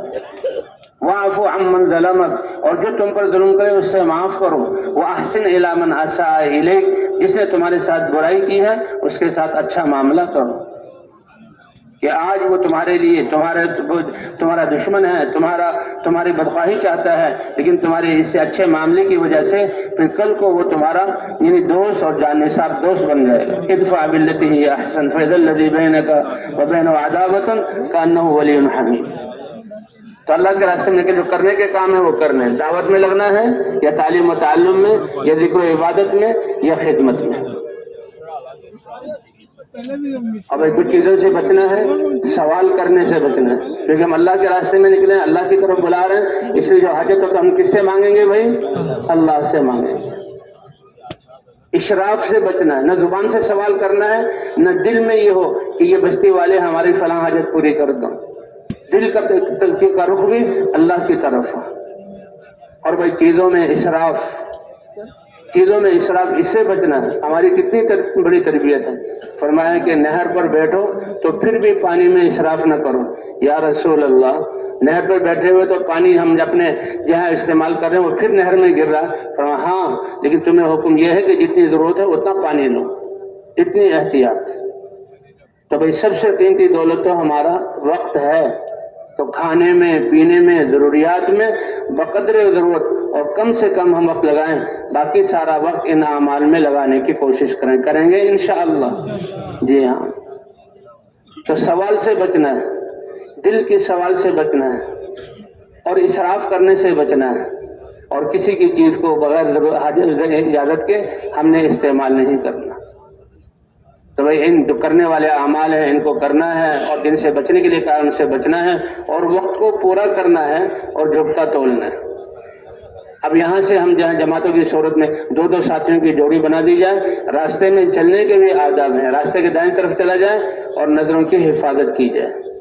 بھائی چیزیں جائز ہیں، دیکھنا جائز ہے، ان کو دیکھنا کہ نہیں، ان جائز چیزوں سے بھی اپنی نظروں کو، کیوں کہ جن چیزوں کو دیکھو گے اس کی تصویر دل میں آئے گی، اور عین نماز کے وقت وہ شیطان ساری چیزوں کو تمہیں یاد دلائے گا۔ اس لیے کہ یکسوئی کے لیے، اللہ کی طرف توجہ کے لیے تو نظروں کی حفاظت ہے اور ذکر کا اہتمام ہے۔ اب یہاں سے جا کر اگر جو ہے بس میں جانا ہے یا ریل گاڑی میں جانا ہے، اگر وہاں پر موقع ہے اور لوگ جو ہے وہاں پر بیٹھے ہوئے ہیں تو وہیں سے ہم دعوت کو شروع کریں کہ موقع دیا ہوا ہے، انہی لوگوں کے پاس ہم نے جانا ہے، دو ساتھی ہوں، وہاں کوئی جمع کر کے بیان نہیں کرنا، دو ساتھی جب تک جو ہے بس آ جائے یا ریل گاڑی آ جائے اس کو دعوت دیں، ایک پرانا ساتھی اور ایک نیا ساتھی ہے۔ اور ہماری دعوت مخلوق سے خالق کی طرف، اسباب سے اعمال کی طرف اور آخرت کی طرف، جتنی دعوت دیں گے یہ یقین بنے گا، اور جتنا یقین بنے گا دین پر چلنے کی استعداد ہم میں پیدا ہوگی۔ ابھی بس والے ہیں ان سے بات کر لی جائے، لمبا سفر ہے تو نماز کے لیے کہ وہ بس کو روکیں، اور ریل گاڑی میں جا رہے ہیں تو ریل گاڑی کا تو اپنا نظام ہے، جو سمجھدار ساتھی ہیں لمبا سفر ہے تو یہیں سے نمازوں کے اوقات کہ جو ہے نماز کے اوقات کو پہچاننا اور وقت میں نماز کو ادا کرنا، یہ بھی نماز کے قائم کرنے اور اہتمام کرنے میں سے ہے۔ اور ریل گاڑی میں سفر کرنے والے بھائی وہاں پانی ذرا کم ہوتا ہے، وہ سب کا حق ہے، اگر اپنے ساتھ کوئی کین اور بالٹی اس میں پانی ہو، اصل تو یہ ہے کہ آدمی ہر وقت باوضو رہے۔ ایک صاحب نے یا رسول اللہ تنگی کی شکایت کی، کہا باوضو رہا کرو، باوضو رہے، کچھ دنوں بعد اللہ نے میری تنگی کو دور کر دیا۔ اور یہ بھئی وضو کے حضور صلی اللہ علیہ وسلم نے، اے بلال جنت کے جس درجے میں بھی گیا تجھے اپنے سامنے پایا، کیا عمل ہے؟ اے اللہ کے رسول جب بھی بے وضو ہوتا ہوں فوراً وضو کر لیتا ہوں اور 2 رکعت نماز پڑھ لیتا ہوں۔ اس لیے بھائی گاڑی والوں سے بات کی جائے کہ نماز کے وقت میں گاڑی کو روکنا ہے، اور ریل گاڑی والے نظام الاوقات دیکھ لیں، اگر کوئی ایسا اسٹیشن ہے پہلے سے پتہ ہے کہ نہ وہاں گاڑی رکے گی تو اور زیادہ رکے گی تو باوجود پہلے سے ہو اذان دے دی جائے، اترتے ہی جماعت کر لی جائے۔ لیکن اگر گاڑی تھوڑی دیر کھڑی پھر یہ غلطی نہ کر کے نیچے کھڑے ہو کر جماعت سے نماز پڑھے، وہاں بھی راستہ ہوتا ہے، 3 ساتھی جماعت کے ساتھ نماز پڑھ لیں۔ اور بھائی سفر میں بھی انہی اعمال کا اہتمام کرنا ہے، سفر میں بھی ہم اس لیے کہتے ہیں ہم مل جل کر جہاں بیٹھے لوگوں کے ساتھ تاکہ ہمیں دعوت دینے کا موقع ملے، اور اگر کوئی ایسی صورت بن گئی کہ سارے جماعت والے تو بھائی ایک دوسرے کو دعوت دیں، دعوت تو ہر ایک کے لیے ہے، اور دعوت ایسا کہ قرآن جو اللہ تعالیٰ نے احکامات دیے ہیں، نماز، روزہ، زکوٰۃ، اس کی تفصیل حدیث کے ذریعے، لیکن دعوت کے اصول کو اللہ تعالیٰ نے قرآن پاک میں بیان کیا۔ ادعو الی سبیل ربک بالحکمت والموعظۃ الحسنہ، اے پیارے نبی آپ اپنے رب کے راستے یعنی دین کی طرف بلائیں حکمت کے ساتھ یعنی جو اگلا آدمی ہے اس کے مزاج کو، اس کے دینی سطح کو پہچان کر کیسے بات کی جائے اس کے ساتھ. اب جب آدمی روزانہ دعوت دے گا اور جو ہے اپنے سیکھنے کی نیت سے، تو اللہ حکمت بھی عطا فرما دیں گے اور اچھے انداز کے ساتھ اس کو جہاں دعوت دی جائے. اس لیے ہم متفرق ہو کر بیٹھیں اور جو ہے چلتے ہوئے جہاں دعوت دیں. حکمت میں سے یہ ہے اس کا نام پوچھ لیا جائے، کوئی تعارف ہو جائے تو فوراً پتہ لگ جائے گا کہ اس کی دینی سطح کیا ہے. اور پھر ہم نے تو جس کو بھی موقع میں یہی سمجھانا ہے کہ اللہ تعالیٰ نے ہمیں انسان بنایا، مسلمان بنایا، حضور صلی اللہ علیہ وسلم کی امت میں پیدا کیا، تو مسلمان ہونے کے اعتبار سے اللہ نے ہمیں عبادت کا حکم دیا، تقوی کا حکم دیا. اللہ کے دین پر، اللہ کے احکام کو نبی کے طریقے پر پورا کرنا یہ ہماری پہلی ضرورت ہے. اور حضرت محمد صلی اللہ علیہ وسلم کی امت میں ہونے کی وجہ سے اللہ نے حضور صلی اللہ علیہ وسلم والی محنت ہمیں دی ہے، اس کے ساتھ مدد کا وعدہ کیا. تو پوچھ لیا جائے کتنی دیر تک وہ ہمارے ساتھ. الحمدللہ ہماری یہ دعوت ایسی زبردست ہے، اس کا یہ اعجاز ہے کہ اعلان کرنے والا چند سیکنڈوں میں ہماری پوری بات کے خلاصے کو، او بھائیو، میری اور آپ کی، سارے دنیا کی انسانوں کی، دنیا اور آخرت کی پوری کامیابی اللہ نے اپنے پورے دین میں رکھی ہے. کتنی بڑی بات ہے، کتنی بڑی بات ہے. دنیا آخرت کی پوری جتنا دین زندہ ہوگا اتنی ہی کامیابی کی طرف ہوں گے، اور دین میں کمی آئے گی تو جہاں یہ کامیابی نقصان ہوتا چلا جائے گا. سارے انسانوں کی کامیابی اللہ نے دین میں رکھی ہے، اور دین کا زندگیوں میں آنا اس کو اللہ نے نبیوں کی محنت کے ساتھ جوڑا ہے. ایک ہی راستہ ہے، حضرات انبیاء کرام کو بھیجا گیا، اور حضرت محمد صلی اللہ علیہ وسلم کی ختم نبوت کی وجہ سے یہ محنت اب ہر کلمہ گو مسلمان پر ضروری ہے. اسی کے بارے میں بات چیت ہوگی، اس کے لیے جو ہے آپ تشریف رکھیں. تو بھئی یہی دعوت ہے، اسی کو سمجھانا ہے. اب کتنا اس کا بات سے اندازہ ہو جائے گا اس کی دینی سطح کتنی، اور کتنی دیر بعد یہ جو ہے یہ اتر جائے گا. تو اترنے سے پہلے یہ بات کو سمجھا دیا جائے، اترنے سے پہلے اس کا احساس ہو جائے، اور کہ اللہ آپ کو جزائے خیر عطا فرمائے کہ آپ نے جو ہے مجھے بہت بڑی جو ہے ذمہ داری کی طرف متوجہ کر دی. اب راستے میں کہتے ہیں یعنی احتیاطی تدابیر سے لوگ، ہمارا جذبہ تو لگانے کا ہو، لینے کے نہ ہو. تو جو سفر کرتے ہوئے لوگوں سے کوئی چیز اگر پیش کرے کھانے پینے کی تو بھی احتیاط ایسی حکمت سے سمجھا دیا جائے تاکہ وہ محسوس بھی نہ کرے. اگر کوئی یہ کہے کہ میں تمہارے ساتھ ابھی جانے کے لیے تیار ہوں، کہ نہیں، اس کی ایک ترتیب ہے. آپ اپنی مسجد میں جا کر وہاں پانچوں نمازیں مسجد میں پڑھیں، تعلیم میں بیٹھیں، ساتھیوں کے ساتھ روزانہ وقت دیں اور ان کے ساتھ سہروزہ، اور وہیں سے جماعت بنا کر آئیں، کیونکہ یہ کام اجتماعی کام ہے. تو اس طرح بھائی راستے میں لمبا سفر ہے تو ہر ساتھی دعوت بھی دے، اور جو ہے لوگوں سے پھیل کر ہم کو جو بیٹھے اور لوگوں کو اپنے ساتھ بٹھائیں تاکہ دعوت دینے کا موقع ملے. نماز کا وقت اگر بس میں آیا ہے، بس رکی ہے، تو باوضو پہلے سے ہوں، اور اترتے ہی ہم اگر جتنا وقت دیا ہے تو سب ساتھی پہلے یعنی اگر وضو نہیں ہے تو وضو کر کے اذان دے کر نماز پڑھ کے پھر جو ہے بس میں آ جائے. یہ وقت بہت بڑی قیمتی دولت ہے. کہ کیا ہی اچھا ہو کہ اگر کنڈکٹر اور ڈرائیور کو بھی ہم نے نماز پڑھنے پر آمادہ کر لیا اور اترے اور نماز پڑھ لی اور پھر سوار ہو گئے. لیکن ایسا نہ ہو کہ نماز کے عنوان سے اترے اور ہمارا زیادہ وقت، سب سے قیمتی چیز ہمارے پاس وقت ہے، تو بھئی ہم نے اس کی حفاظت کرنی. اس طرح دعوت کا موقع دعوت دیتے ہوئے، اور اگر لمبا سفر ہے تو تعلیم بھی کر سکتے ہیں اور ذکر بھی کر سکتے ہیں. پھر جہاں پر ہم نے جانا ہے جس راستے میں وہاں اتر جائیں، بس سے اترے ہیں، گاڑی سے اتریں، پھر ساتھی میں جمع ہو جائیں. اور یہ بار بار اس بات کو دہرایا جائے کہ ہمارے نکلنے کا مقصد کیا ہے، کہ اللہ نے ہماری کامیابی مبارک دین میں رکھی ہے، اور دین کا آنا یہ حضور صلی اللہ علیہ وسلم کی نبیوں کی محنت کے ساتھ ہے، اور حضور صلی اللہ علیہ وسلم کے ختم نبوت کی ایسے یہ محنت ہمارے ذمہ ہے. ہم اس محنت کو سیکھنے کے لیے نکلیں کہ اس محنت کو کریں، اور اس محنت کو حضور صلی اللہ علیہ وسلم کے طریقے پر کریں تاکہ اللہ ہمیں بھی ہدایت عطا فرمائے، اور جن لوگوں میں محنت کی جا رہی ہے اللہ تعالیٰ ان کو بھی ہدایت عطا فرما دے. بس سے اترے ہیں، بستی میں جانے لگے ہیں، ساتھیوں کو جمع کر لیا جائے. اب اس سفر کی وجہ سے تھکاوٹ ہو جاتی ہے، گرد و غبار پڑ جاتا ہے، بھوک اور پیاس لگتی ہے، تو یہ اللہ کی رحمت کی لہریں ہیں.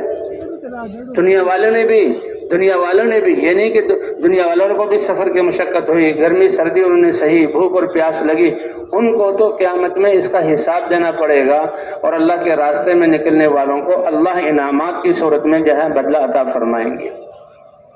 ہاں کہ اللہ کے راستے میں یہ بھوک اور پیاس آئی،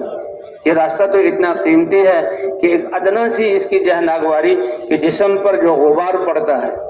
جسم پر فضائیں ہماری غبار والی ہیں، جسم پر جو غبار پڑتا ہے انسان نہا دھو کر اس غبار کو دور کر دیتا ہے، لیکن یہ اللہ کے راستے کا غبار، ایک حدیث میں جس جسم پر اللہ کے راستے کا غبار آ گیا تو جہنم کا آگ تو درکنار دھواں بھی جمع نہیں ہو سکتا۔ اور ایک روایت میں حضور صلی اللہ علیہ وسلم نے ایک صحابی سے فرمایا، اس گرد و غبار سے اپنے آپ کو الگ نہ رکھو، یہ تو جنت کی خوشبو ہے، یعنی جنت میں خوشبو بنا کر اللہ تعالیٰ تمہیں عطا فرمائے۔ اس لیے ایک روایت میں ایک عالم نے بتایا کہ کچھ لوگ ممبر کے نیچے ہوں گے، عرش کے نیچے ہوں گے، ممبروں پر ہوں گے، اور ان کے اور عرش کے درمیان جو ہے مشک کے ٹیلے ہوں گے، عرش سے ایک ہوا چلے گی اور ان ٹیلوں سے اس مشک کو ان کے جسموں پر ڈالے گی، وہ حیرانگی سے پوچھیں گے یہ کیا ماجرا ہے؟ فرشتے کہیں گے کہ اللہ کے راستے میں جو تمہارے جسم پر غبار پڑتی تھی آج اللہ نے مشک بنا کر تمہارے جسم پر ڈالا ہے۔ تو بھائی اس لیے ساتھی جب وہاں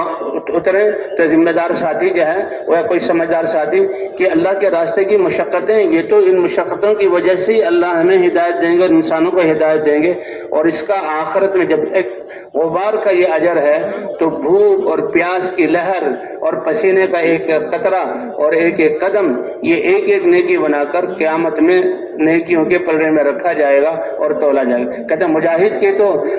گھوڑا جو بندھا ہوتا ہے کھونٹے کے ساتھ اس کا چکر بھی نیکی شمار ہوتا ہے اور اس کی پیشاب اور لید کو بھی نیکیوں کے پلڑے میں ڈال کر تولا جائے گا۔ تو بھئی ہم تو اللہ کے راستے میں نکلے، ہمارا تو یہ وقت بہت قیمتی ہے۔ اور جب بات ترغیب دی جا رہی ہے ساتھیوں کو تو ان کا حوصلہ بڑھایا جائے اور دوسرے جو بستی والے ہیں ان کو بھی ساتھ لے لیا جائے، بھئی آ جاؤ، اور پھر دعا مانگیں، اے اللہ جس بستی کے ہم طرف جا رہے ہیں ہمیں بھی صحیح طرح کام کرنے کی توفیق عطا فرما اور ان بستی والوں کو اپنے دین کی طرف مائل فرما۔ اس وقت مذاکر جو بستی والے جو ہم نے وہ آئے ہیں وہ سمجھ جائیں کہ ان لوگوں کا مقصد کیا ہے، بھئی ہمارا یہاں پر آنا، یہ ہمارے مسلمان بھائی ہیں، یہ بستی جو ہے حضور صلی اللہ علیہ وسلم کے زمانے میں جو مدینہ کی جیسی بستی تھی اور یہاں کی مسجدوں میں وہ اعمال جو حضور کے مسجد میں ہوتے تھے یہ اعمال زندہ ہو جائیں اور یہاں کا ہر فرد مرد اور عورت اور بچہ دین کی محنت کو حضور کے طریقے پر کرنے والا بن جائے۔ اور پھر دعا میں بھی اس بات کو مانگا جائے تو جو لوگ ہمارے ساتھ دعا میں شریک ہوئے مذاکرے میں تو ہم سے پہلے جا کر بتائیں گے کہ بھئی یہ لوگ جو آنے والے ہیں یہ تو بہت بڑے عظیم مقصد کے لیے آئے ہیں، اور بستی میں داخل ہونے کے آداب دعاؤں کا اہتمام کیا جائے اور بستی میں چلتے ہوئے دائیں طرف چلا جائے اور نظروں کی حفاظت کرتے ہوئے چلا جائے اور دعاؤں کا اہتمام، کیونکہ اس محنت میں جتنی دعاؤں کے حضور صلی اللہ علیہ وسلم علیہ دعائیں اور حضور صلی اللہ علیہ وسلم کی سنتوں کا اتباع کیا جائے گا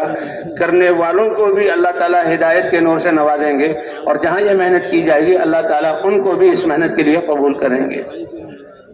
کہ محنت بھی ہو اور محنت حضرت محمد صلی اللہ علیہ وسلم کے طریقے پر۔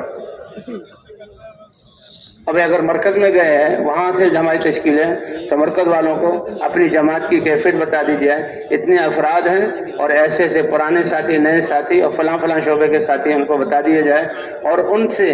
یہ مسجدوں کے حالات لے لیے جائیں، ان کے حوالے نہ کیے جائیں، ان سے مسجدوں کے حالات لے لیے جائیں کہ کس مسجد میں کیسا کام ہے۔ اب ذمہ دار ساتھی اور جماعت والے کہ بھئی ہماری جماعت کا جانا کہاں ٹھیک ہوگا، اگر پرانوں کی جماعت ہے تو نئے نئے علاقوں میں جایا جائے، اور کہتے ہیں کہ ابتدا جو شہروں کے کناروں کی بستیاں ہیں جہاں فقراء اور مساکین رہتے ہیں اور زندگی کے اسباب پورے نہیں ہیں ان سے ابتدا کی جائے اور ابتدا کر کے پھر شہر کے بیچ میں بھی آیا جائے۔ اور ہمارا ہر مسجد میں جانے کا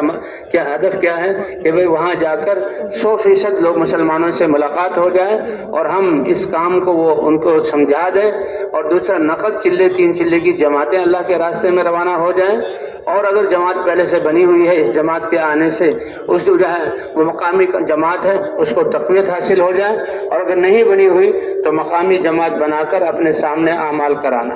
اور جو ساتھی ہمارے ساتھ جا رہے ہیں یہ بھی سارے اعمال کرنے والے بن جائیں۔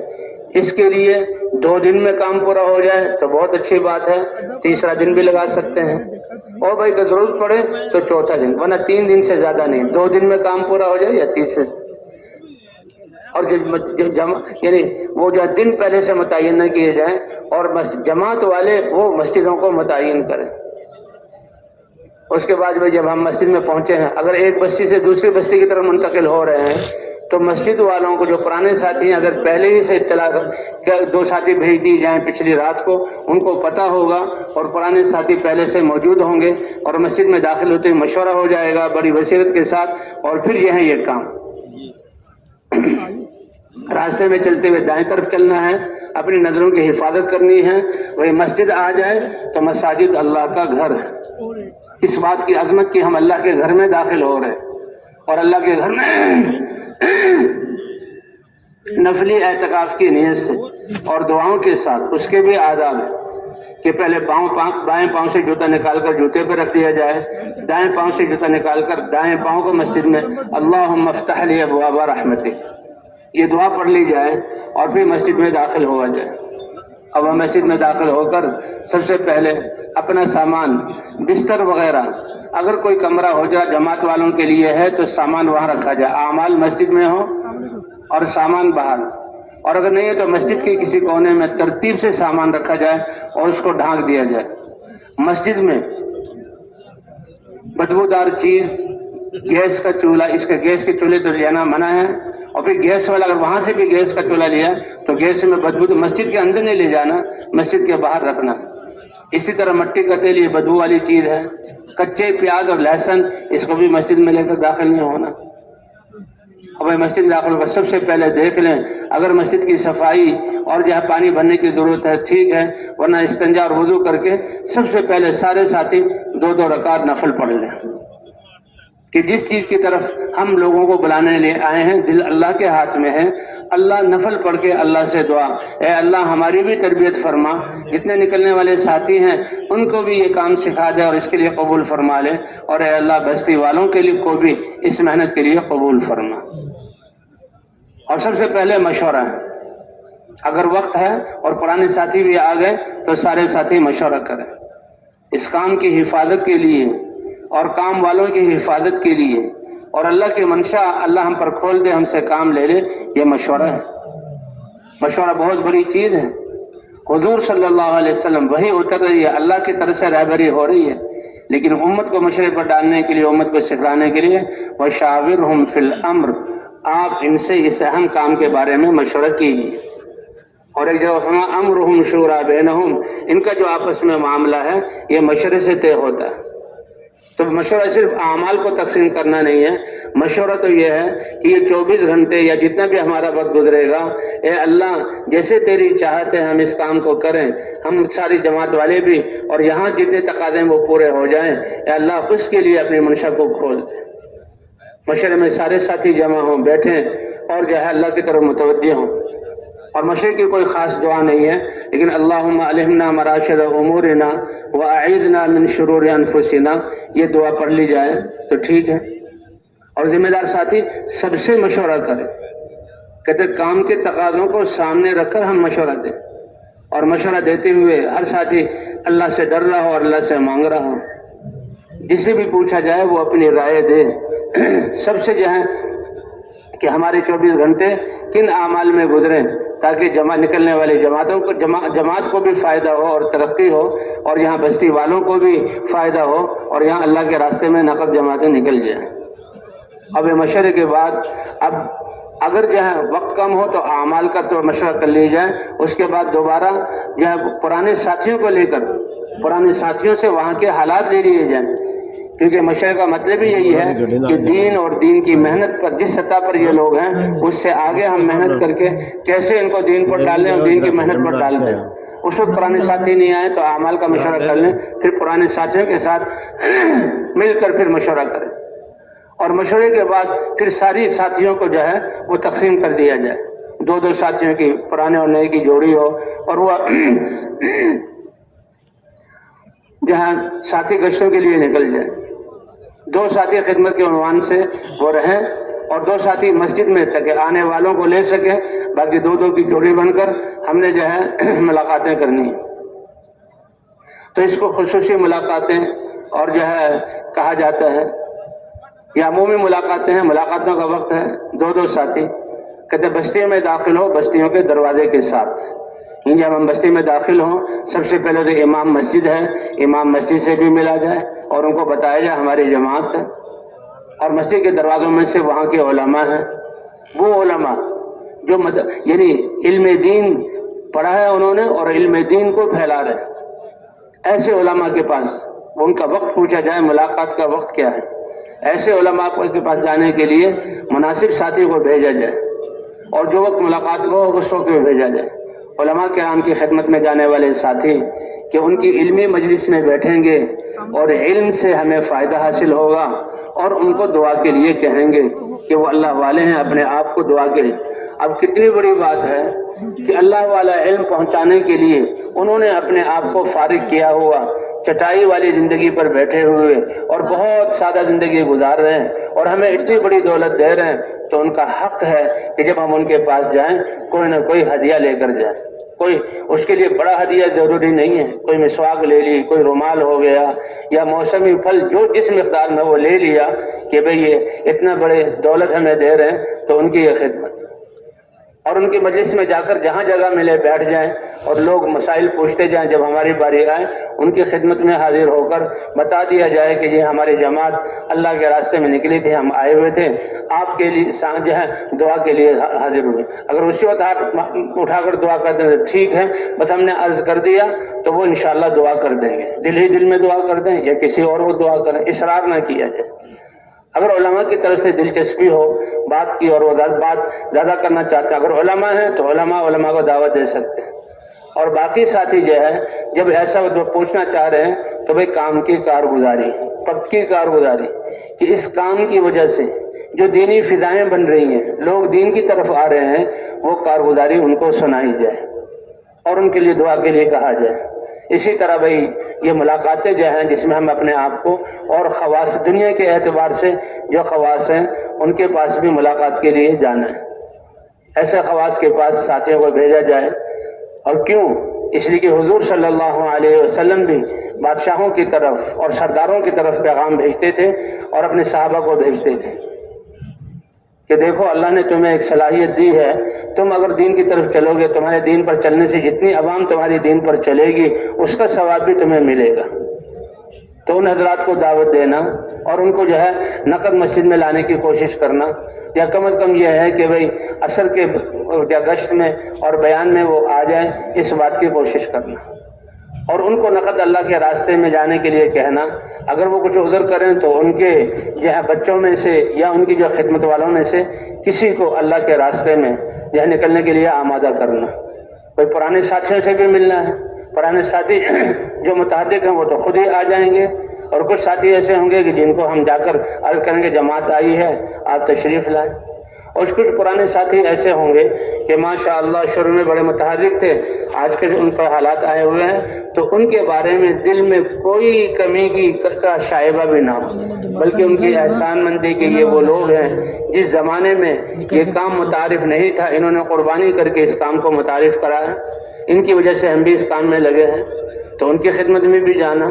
اور ان سے کہنا کہ بھئی ہماری جماعت آئی ہے، آپ کے آنے سے ہمیں کوئی سیکھنے کا موقع ملے گا، اور جماعت اگر وہاں نقد تیار ہو تو ان پرانے ساتھیوں کے ذریعے سے جماعتوں کو اللہ کے راستے میں نکالنا، ایسے بھئی 2.5-3 گھنٹے، اور عمومی لوگوں سے ملاقات کرنا، یعنی جس بستی میں جس مسجد میں ٹھہرے ہوئے ہیں اس کے آس پاس جو گھر ہیں ان سب کا حق ہے جماعت پر کہ ان سے ملاقاتیں کی جائیں۔ اگر یہاں والے کچھ دور کہیں رہتے ہیں اور ملاقات کا کوئی اور وقت نہیں ہے تو وہاں جا کر بھی ان کو دعوت دی جائے۔ سارے ساتھی جو ہے 2.5-3 گھنٹے 4 گھنٹے دعوت دے کر اب مسجد میں تعلیم ایک ایسا عمل ہے جس میں پوری جماعت اکٹھی ہو اور ایک ساتھ کرے کہ جو ہم اللہ کے راستے میں نکلے ہیں، تکلیفیں صحیح ہیں اور یہ دعوت دی ہے، اس پر اللہ ہمیں کیا عطا فرمائیں گے۔ ساتھی تھک کر آئے ہیں، چور ہو کر آئے ہیں، بھوک پیاس لگی ہوئی ہے، لیکن جو اللہ کے وعدے اللہ نے کیے ہوئے وہ سنیں گے تو ان وعدوں کے شوق میں یہ ساری تکلیف ہماری بالکل ختم ہو جائے گی، بلکہ اور ہمت کہ ہمیں تو اور کرنا چاہیے۔ جیسے انسان اپنی ڈیوٹی پر اور دفتر میں جاتا ہے، روزانہ جانے میں اور کیفیت ہوتی ہے، لیکن جس دن تنخواہ لینے کے لیے جانا ہو اس دن اور کیفیت ہوتی ہے۔ تو وہ فضائل کی تعلیم اسی لیے ہے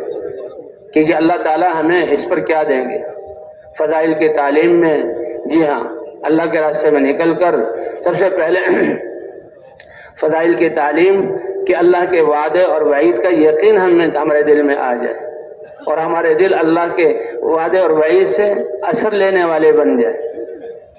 اور یہ جو ہے وعدے ہمیں نیکیوں پر قائم کر دیں اور گناہوں سے بچنے کا ذریعہ بن جائے۔ اب تعلیم میں تو ایک تو جو ہے یہ آداب ہیں اور مقصد ہے، اور دوسرا تجوید ہے، اور تیسرا احادیث کا پڑھنا، اور آخر میں 6 نمبروں کا مذاکرہ ہے۔ تجوید کا مقصد کیا ہے کہ ہمارے قرآن پاک کو پڑھنا صحیح ہو جائے، قرآن پاک کا پڑھنا صحیح ہو جائے۔ اگر پہلے سے حالات معلوم ہو گئے، پرانے ساتھی ہیں ماشاءاللہ، حافظ ہیں، عالم ہیں، قاری ہیں، تو ٹھیک ہے، نہ معلوم ہو تو پہلے دن اکٹھے تجوید ہو جائے، اس سے اندازہ ہو جائے کہ کتنے ساتھی قرآن صحیح پڑھنے والے ہیں اور کتنے ساتھی کے قرآن میں کمزوری ہے۔ تو بھئی جن کو اللہ نے صحیح پڑھنے کی نعمت دی ہے تو وہ خوش ہوں کہ ہمارے ساتھ ایسے ساتھی ہیں کہ ان کو ہم جو ہے صورتیں ٹھیک کرا سکتے ہیں، اور جن کی کمزوری ہے وہ بھی اللہ کا شکر ادا کرے کہ ہمارے ساتھ تجوید والے ہیں، وہ ہمارے قرآن ٹھیک کرا دیں گے۔ اس وقت تو چند صورتیں پڑھ لی جائیں، اس سے اندازہ ہو جائے، اور تجوید کے وقت میں بھی تھوڑی بہت یعنی رہبری رہنمائی ہو جائے، اور اس کے علاوہ پھر قرآن پاک کو ٹھیک کرنے کی کوشش کی جائے۔ قرآن پاک کا پڑھنا کہتے جو حافظ ہیں وہ تو روزانہ 3 پارے پڑھنے کا مطلب، جو ناظرہ خواہ ہیں وہ جو ہے 1 پارہ قرآن پاک کا پڑھیں، اور بھائی جن کو پڑھنا نہیں آتا وہ 15-20 منٹ آدھا گھنٹہ دے دیں جس سے قرآن کو سیکھیں، اور سیکھتے رہیں۔ اگر اسی حال میں اللہ کے ہاں پہنچ گئے تو قرآن سیکھنے والوں کی صف میں اللہ تعالیٰ ان کا حشر فرمائیں گے۔ تو قرآن پاک کا پڑھنا، مولانا الیاس صاحب رحمۃ اللہ علیہ کہ قرآن پاک کو دیکھ کر اور آواز سے کہ اپنے آپ کو سنائیں، تہجد کے وقت میں پڑھنا، اس کو اللہ کا قرب حاصل ہونے کا بہت بڑا ذریعہ پایا ہے۔ تو بھئی پہلے تجوید ہو جائے، اور تجوید کے بعد یہ جو ہماری فضائل کی کتاب ہے اس میں سے پڑھنا، ہر حصے میں سے۔ حکایت صحابہ ہے، صحابہ کا ایک قصہ، فضائل نماز ہے، فضائل قرآن ہے، فضائل ذکر ہے، فضائل اللہ کے راستے میں نکلنے کے فضائل ہیں، مسلمانوں کی موجودہ پستی کا واحد علاج ہے۔ اب حج کا زمانہ آ رہا ہے تو فضائل حج میں سے بھی، رمضان سے پہلے فضائل رمضان میں سے بھی پڑھتے ہیں، تو فضائل صدقات، یہ ہماری فضائل کی کتابیں ہیں، اس میں سے پڑھنا ہے۔ اور آخر میں بھائی 6 نمبروں کا مذاکرہ۔ یہ 6 نمبر اسی لیے کہ ہمارا ہر عمل جو ہے 6 صفات والا ہو جائے، کہ کامیابی دینے والی اللہ کی ذات ہے، اور کامیابی ملے گی ہمارے اس عمل سے، اور یہ عمل مقبول ہوگا حضور صلی اللہ علیہ وسلم کی سنت۔ یعنی سب سے پہلے تو یقین ہے کہ اللہ تعالیٰ کا کامیابی دینے والے اللہ تعالیٰ ہیں، اور کامیابی دینے کا راستہ اللہ کے حکم کو نبی کے طریقے پر پورا کرنا ہے، اور مسائل کے علم کے ساتھ، اسے کہتے ہیں پہلے فضائل ہیں، فضائل کے شوق میں اس عمل کو کریں، اور مسائل یعنی جو علماء سے پوچھ کر جو اللہ نے علم اتارا ہے اس کے مطابق ہم عمل کرنے والے بن جائیں۔ فضائل کے شوق میں ہمارا عمل، اور اپنے اعمال کی ثواب کی حفاظت کے لیے، اپنے اعمال کے اجر کی حفاظت کے لیے اخلاق کا اچھا ہونا، اخلاق کا اچھا ہونا۔ انما بعثت لاتمم مکارم الاخلاق، میری بعثت ہوئی ہے تاکہ جو اعلیٰ اخلاق ہے اس کو میں پورا کر دوں، اور فرمایا قیامت کے دن سب سے زیادہ وزنی یہ اخلاق کا وزن ہوگا۔ اور بھائی اخلاص یہ تو بہت ضروری ہے کہ ایمان اور اخلاص یہ دونوں جڑواں چیزیں، جس قدر ایمان ہوگا اسی قدر ہمارے اعمال خالص اللہ کے لیے ہوں گے۔ اس لیے عمل کرنے سے پہلے، عمل کے دوران، آخر میں اس بات کی نیت کرنا کہ میرا یہ عمل کس کے لیے ہے، اللہ کی رضا کو حاصل کرنے کے لیے۔ اور عمل کرنے کے بعد استغفار کرنا، اے اللہ جیسے اس عمل کرنے کا حق تھا میں ادا نہ کر سکا، اے اللہ میں معافی چاہتا ہوں۔ استغفار پر اللہ تعالیٰ خوش ہو کر اس کی کمیوں کو دور کر کے کامل بنا کر قبول فرما لیتے ہیں۔ تو وہ اخلاص کے ساتھ یہ 6 نمبر ہیں، ہر عمل ہمارا ان صفات والا، اس یقین کے ساتھ کہ اس عمل کے سے اللہ دنیا آخرت کی زندگی بنائیں گے، حضور صلی اللہ علیہ وسلم کی سنت کے ساتھ یہ عمل ہوگا تو کامیابی ملے گی۔ اور حضور صلی اللہ علیہ وسلم جیسے نماز کے امام ہیں، 24 گھنٹے کے ہمارے امام ہیں، فضائل کے شوق میں شروع میں کیا لا اجر لمن لا حسبۃ لہ، اے میرے بندے حکم میرا پورا کیا، اس کے اتنے فضائل تھے، تمہیں شوق ہی نہیں ان فضائل کا تو کیا اجر ہو۔ اس لیے ایمان و احتساب، اللہ کی ذات پر ایمان رکھتے ہوئے اور ثواب کی امید رکھتے ہوئے، اس لیے وہ 6 نمبروں کا مذاکرہ کہ ہر عمل ہمارا ان صفات والا بن جائے، ان صفات والا بن جائے۔ اس کے ساتھ ساتھ بھائی دن بھر اپنے آپ کو تھکایا گشتوں میں، پھر تعلیم میں بیٹھے، تعلیم میں احادیث سے بھی پڑھا، 6 نمبروں کا مذاکرہ بھی ہوا، تجوید بھی ہو گئی۔ اس کے بعد ظہر کے بعد بھائی ظہر کے بعد تعارفی بات ہو جائے آنے والے مجمع کو کہ ہمارے آنے کا مقصد کیا ہے، اور اس وقت تعلیم بھی ہو سکتی ہے، اور اگر گشتوں کی ضرورت ہے تو گشتیں بھی ہو سکتی ہیں، ورنہ پھر آپس میں ساتھی یہ مذاکرہ، آپس میں دعوت والے جو اعمال ہیں ان کا مذاکرہ اجتماعی ہو، اور جو آداب معاشرت ہیں ان کا 2 ساتھی الگ ہو کر ایک دوسرے سے سیکھنا سکھانا۔ سیکھنے میں سب سے پہلے ایمانیات ہے، پھر وضو کا طریقہ ہے، نماز ہے، 6 نمبر ہیں، ان کا سیکھنا سکھانا، اور کوئی گشتوں کی ضرورت ہو تو گشت وغیرہ بھی۔ اس کے بعد جب یہ عمومی گشت ہے، یہ دوپہر کو ان کو خصوصی ملاقاتیں کہا جاتا ہے، خصوصی ملاقاتیں یہ عمومی ملاقاتیں، اور ایک ہے عمومی گشت، یعنی پوری جماعت یہ جو ہے نکل کر ایک فرد سے ملے۔ یعنی ہمارا جو عمومی گشت ہے اس کی مثال ریڑھ کی ہڈی جیسی ہے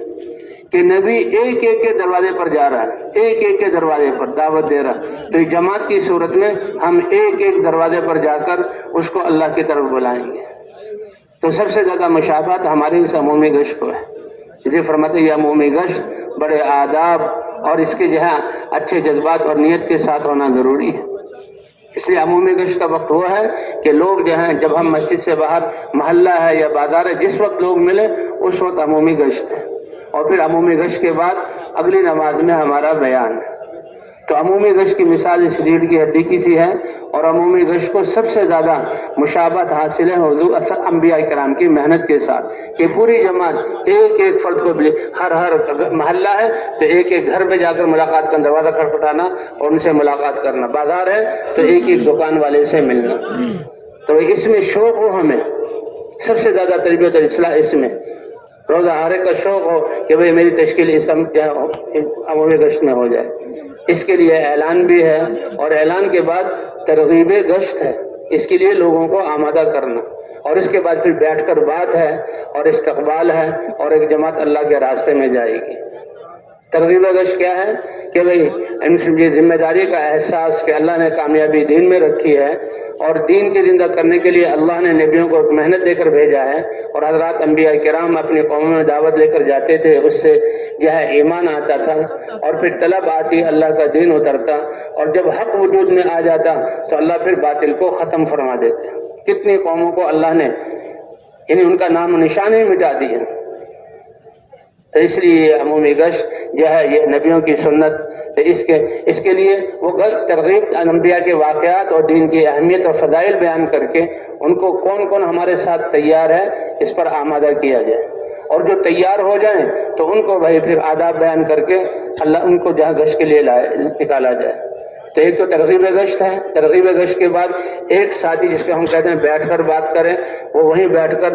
جو ساتھی وہاں موجود ہیں اور جو نمازیں پڑھ رہے ہیں استقبال والے بیٹھے ہیں ان سے اور ہر آنے والے سے یہ 6 نمبروں میں بات، 6 نمبروں میں بات، ہر نمبر کے ساتھ محنت کو جوڑ دیا جائے۔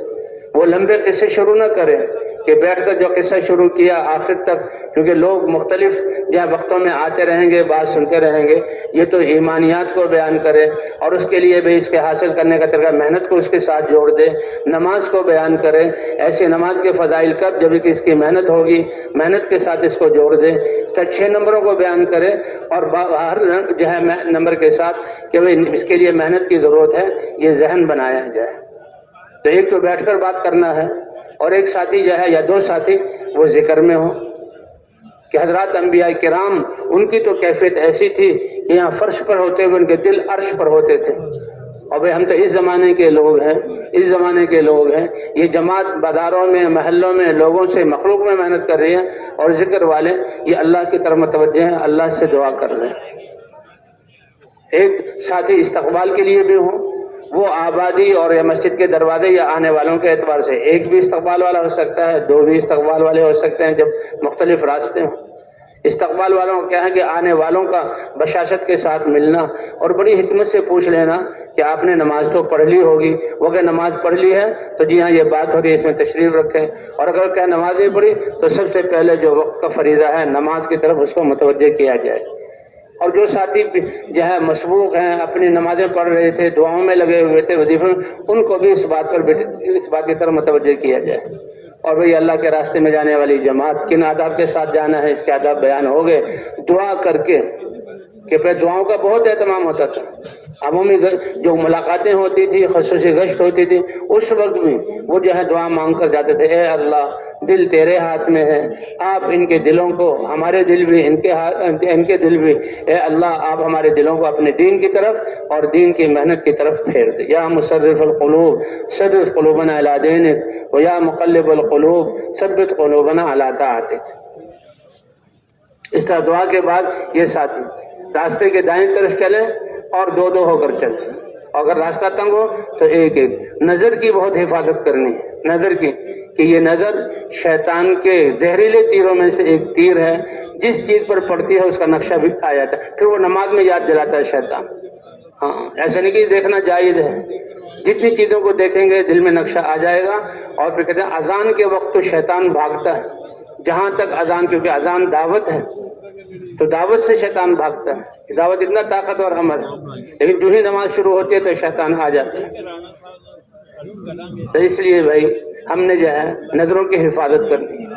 اور 2 ساتھی ہو کر اور ذکر کرتے ہوئے جانا، اس میں زیادہ شور بھی نہ ہو اور بالکل خاموشی بھی نہ ہو۔ سبحان اللہ، الحمدللہ، لا الہ الا اللہ، اللہ اکبر۔ اس جماعت میں ایک متکلم ہوگا جو بات کرے گا، بہترین متکلم وہ ہے جو مختصر بات کرے اور نقد ساتھی کو تیار کر لے، بہترین متکلم وہ ہے۔ تو اسی بات کی کوشش کی جائے، پوری جماعت اس کو دعوت دے گی۔ اور ایک بھائی رہبر ہوگا، رہبر محلے کے ساتھیوں میں سے کوئی سنجیدہ ساتھی ہو، اس کو بتایا جائے کہ بھئی آپ نے تو بھائی کچھ آئے ہیں مسجد سے اور ایک اہم پیغام لے کر آئے ہیں، ان کی بات سن لو۔ رہبر وہ رہبری کرے گا، متکلم آگے پھر وہ بات کرے گا اور مختصر بات اور نقد لانے، اور ذمہ دار ساتھیوں کو جوڑ کر چلیں گے۔ اور بھئی یہ عمومی گشت اس کا آداب سے ہونا بہت ضروری ہے، کہتے یہ ریڑھ کی ہڈی ہے اور ہمارے اس کام میں سب سے زیادہ مشابہت، جیسے کیا نبی ہر گھر جا کر دعوت دیتے تھے، تو عمومی گشت میں بھی جس راستے میں ہر گھر والے کو دعوت دینا، ہر دکاندار کو دعوت دینا، ہر مزدور کو دعوت دینا، جو بھی راستے میں آئے، تو سب سے زیادہ مشابہت ہمارے اس کام کو ہے۔ تو اس کو بڑے سنجیدگی کے ساتھ کہ آداب کے ساتھ ہو، چاہے کوئی ہماری بات سن کر مسجد میں نہ آئے تو ہم کامیاب ہیں، لیکن بھی اگر آداب کے بغیر ہوا، کیونکہ یہ نقل و حرکت والے، تو پھر ذمہ دار ساتھی واپس لے آئے اور بات دوبارہ بیان کر کے پھر یہ عمومی گشت کو آداب کے ساتھ کرنا بہت ضروری ہے۔ اس طرح پھر راستے کے دائیں طرف چلتے ہوئے ذمہ دار جو رہبر ہوگا، اگر گھر ہیں دروازہ کھٹکھٹائیں، ایسے کھڑے ہوں کہ دروازہ کھلنے پر ہماری نظر گھر کے اندر نہ چلی جائے، ایک طرف کھڑے ہو جائیں۔ اب جب کوئی آیا، دیکھو بھائی یہ بھائی مسجد سے آئے تھے اور ایک اہم بات کرنا چاہتے ہیں، اور متکلم آگے ہو کر اس کو بات کرے، اور بہترین متکلم وہ ہے جو نقد تیار کر لے۔ اگر دکاندار سے بات کرنی ہے تو جس کام میں وہ لگا ہوا اس سے فارغ ہو کر اس کو آگے کر لے جائے، اور نقد جو ساتھی تیار ہو جا کے میں مسجد میں جانے کے لیے تیار ہوں تو جماعت کے ایک ساتھیوں میں سے کوئی پالیسی کے طور پر نہیں کہ یہ بھاگ نہ جائے، بلکہ اس کے اکرام میں، اے اللہ تیری دعوت اس کو دی، ہمارا یہ بھائی تیار ہو گیا، اب اس کا اعزاز یہ ہے کہ میں اس کو مسجد تک لے کر جاؤں، وہی ایمان یقین کی بات کرتے ہوئے مسجد تک لے آئے اور جو استقبال والا ہے اس کے حوالے کر دے اور استقبال والا استقبال کرے۔ اگر باہر سے آنے والے پتہ ہو کہ یہ نماز پڑھ کر گیا، شکل و صورت سے معلوم ہونا تو ٹھیک ہے، ورنہ بھائی نماز تو آپ نے پڑھ لی ہوگی، اگر وہ کہ نہیں پڑھی تو سب سے پہلے اس وقت کا فریضہ نماز کی طرف اس کو متوجہ کیا جائے۔ اس طرح بھائی کوئی دکاندار یہ کہے کہ میں آپ انہیں کام میں لگا ہوں، آپ کان میری آپ کی طرف ہیں، آپ بات کریں، تو ایسا نہیں، اس کو یہ کہہ دیا جائے کہ مسجد میں بات ہو رہی ہے، آپ فارغ ہو کر تشریف لائیں۔ اصل تو یہ ہے کہ نقد تیار ہو کر مسجد کی طرف آ جائے، ورنہ بھائی دو تین جو ہے کچھ قدم اٹھوا کر دو تین دکانوں میں ہمارے ساتھ جائیں، اے اللہ ہم نے تو اس کے قدم جو ہے ہلوا دیے ہیں، اب آپ اس کو قبول کر لیں۔ اور ایسے گشت کرتے ہوئے ان آداب کے ساتھ جب متکلم بات شروع کرے تو ساتھی اپنے ذکر کو موقوف کر دے۔ اب یہ اس کی دعوت کو سننا ہماری ضرورت ہے، اور جو یہ جو کہہ رہا ہے یہ سچ ہے اور حق ہے۔ متکلم بڑے اعتماد کے ساتھ بات کرے۔ ہاں متکلم اگر متکلم کی بات میں پش و پیش ہو تو ذمہ دار ساتھی کہ بھائی کا مقصد یہ تھا، اور ہو سکتا ہے اگر بات قابو میں نہ آئے تو متکلم بدلا بھی جا سکتا ہے۔ اور جب اتنا وقت رہ جائے کہ ساتھی واپس جا کر اگر جس کسی کو استنجا وضو کی ضرورت ہے تو وضو استنجا کر کے اس صف میں بیٹھ کر تکبیر اولا کو پا لے گا تو پھر وہاں رک جائے۔ اور ذمہ دار ساتھی پہ دیکھو اتنا بڑا کام، اللہ کا پیغام لے کر ہم ان بستی والوں کی طرف آئے تھے، لیکن جیسے جو دل کی کیفیات اور جہاں جذبہ ہونا چاہیے تھا، جو اللہ کی خشیت اور استحضار ہونا چاہیے تھا، اور جس طرح ہم نے دعوت دی یقیناً ہم اس طرح دعوت نہیں دے سکے، اس لیے اپنی کمی کا اعتراف اور استغفار کرتے ہوئے ہم جو ہے واپس آئے، اور آ کر سب سے پہلے بات ہو رہی ہے اس میں بیٹھ جائیں، اور پھر ذمہ دار سے اجازت لے کر وضو وغیرہ کر کے پھر ہم صفوں میں آ جائیں۔ تو وہ کہتے ہیں یہ عمومی گشت کر کے پھر ہے ہمارا بیان۔ پہلے سارے دن ملاقاتوں میں اپنے آپ کو تھکانا ہے، پھر تعلیم میں بیٹھنا ہے، پھر یہ عمومی گشت ہے، اور یہ اب یہ ہے وصولی کا وقت کہ جو جماعت جتنی زیادہ متحرک ہوگی اور گشتوں میں اپنے آپ کو تھکائے گی اور اعمال کا اہتمام اسی کے بقدر جو ہے وصولی ہوگی۔ یہ بیان یہ تو ایک ساتھی کا مقرر ہوگا، فلاں ساتھی بیان کرے، لیکن فکر مند ہم سب ہوں۔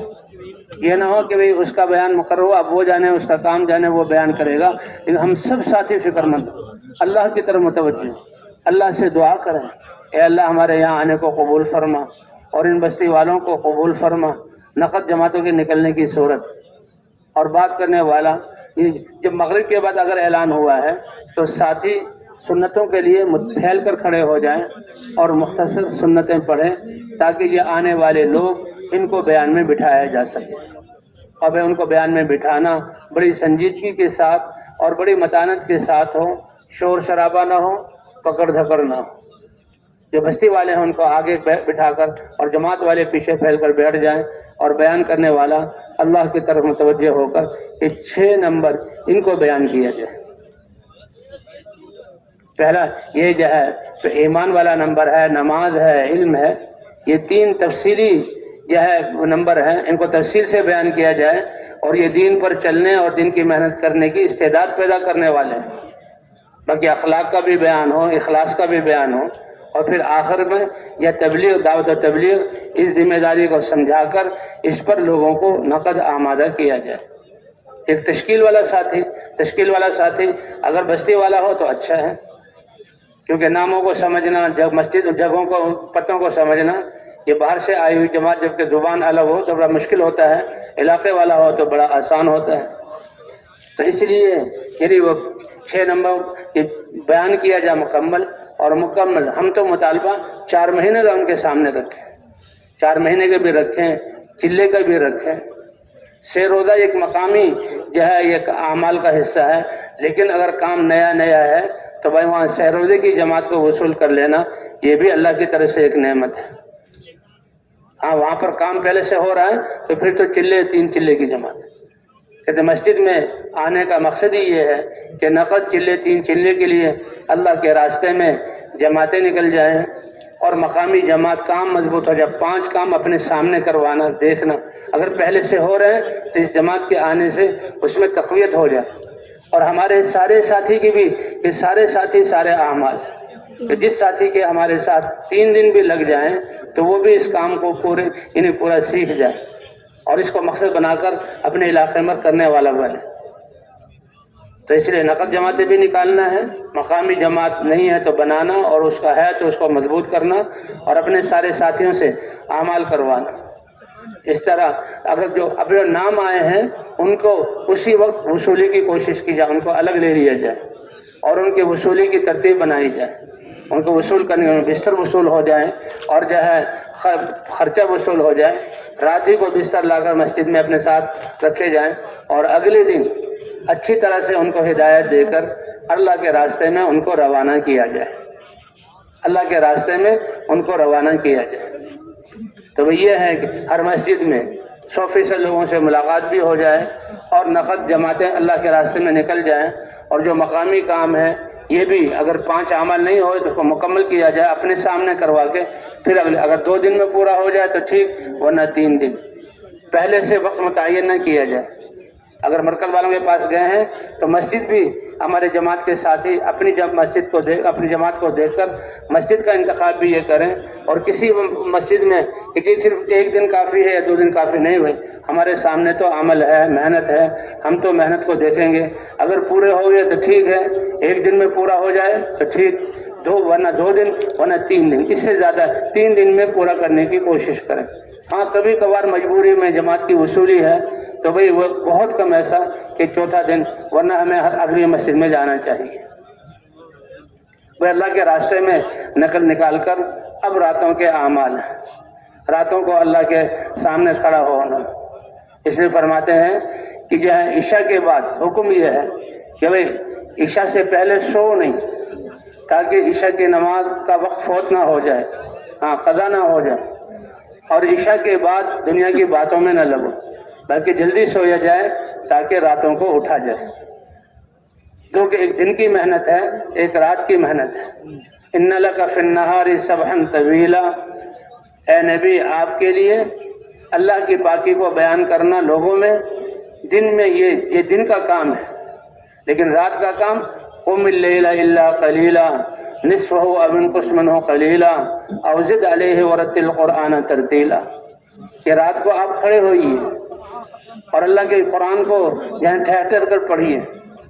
تو اس لیے بھائی راتوں کا قیام، یہ تہجد یہ بہت ضروری ہے. حضرات انبیاء کرام پر تو تہجد کی نماز فرض تھی، اور حضور صلی اللہ علیہ وسلم فرماتے ہیں کہ میرا دل چاہتا ہے کہ میرا ہر امتی یہ تہجد پڑھنے والا ہو.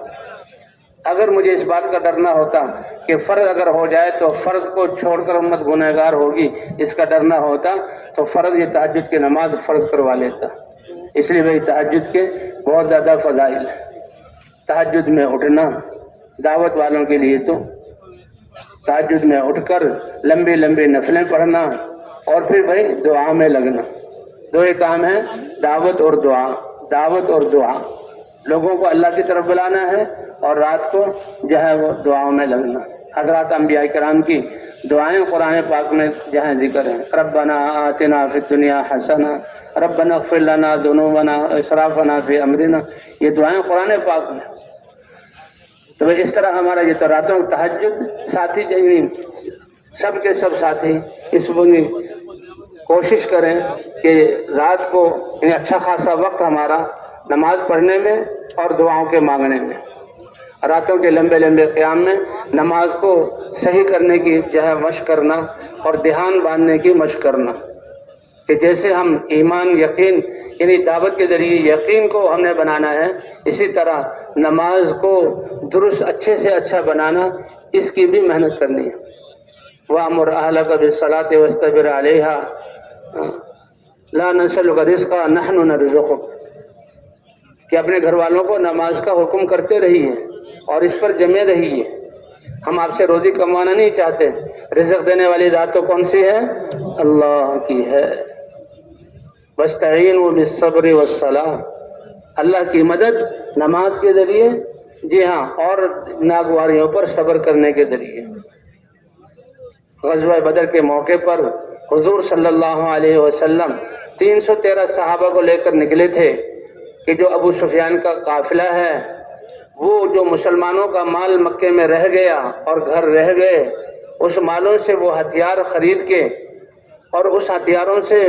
مسلمانوں پر حملہ کرنے کی غرض سے لے جا رہے ہیں، تو سیاسی اعتبار سے بھی حق بنتا تھا کہ ان کو روکا جائے،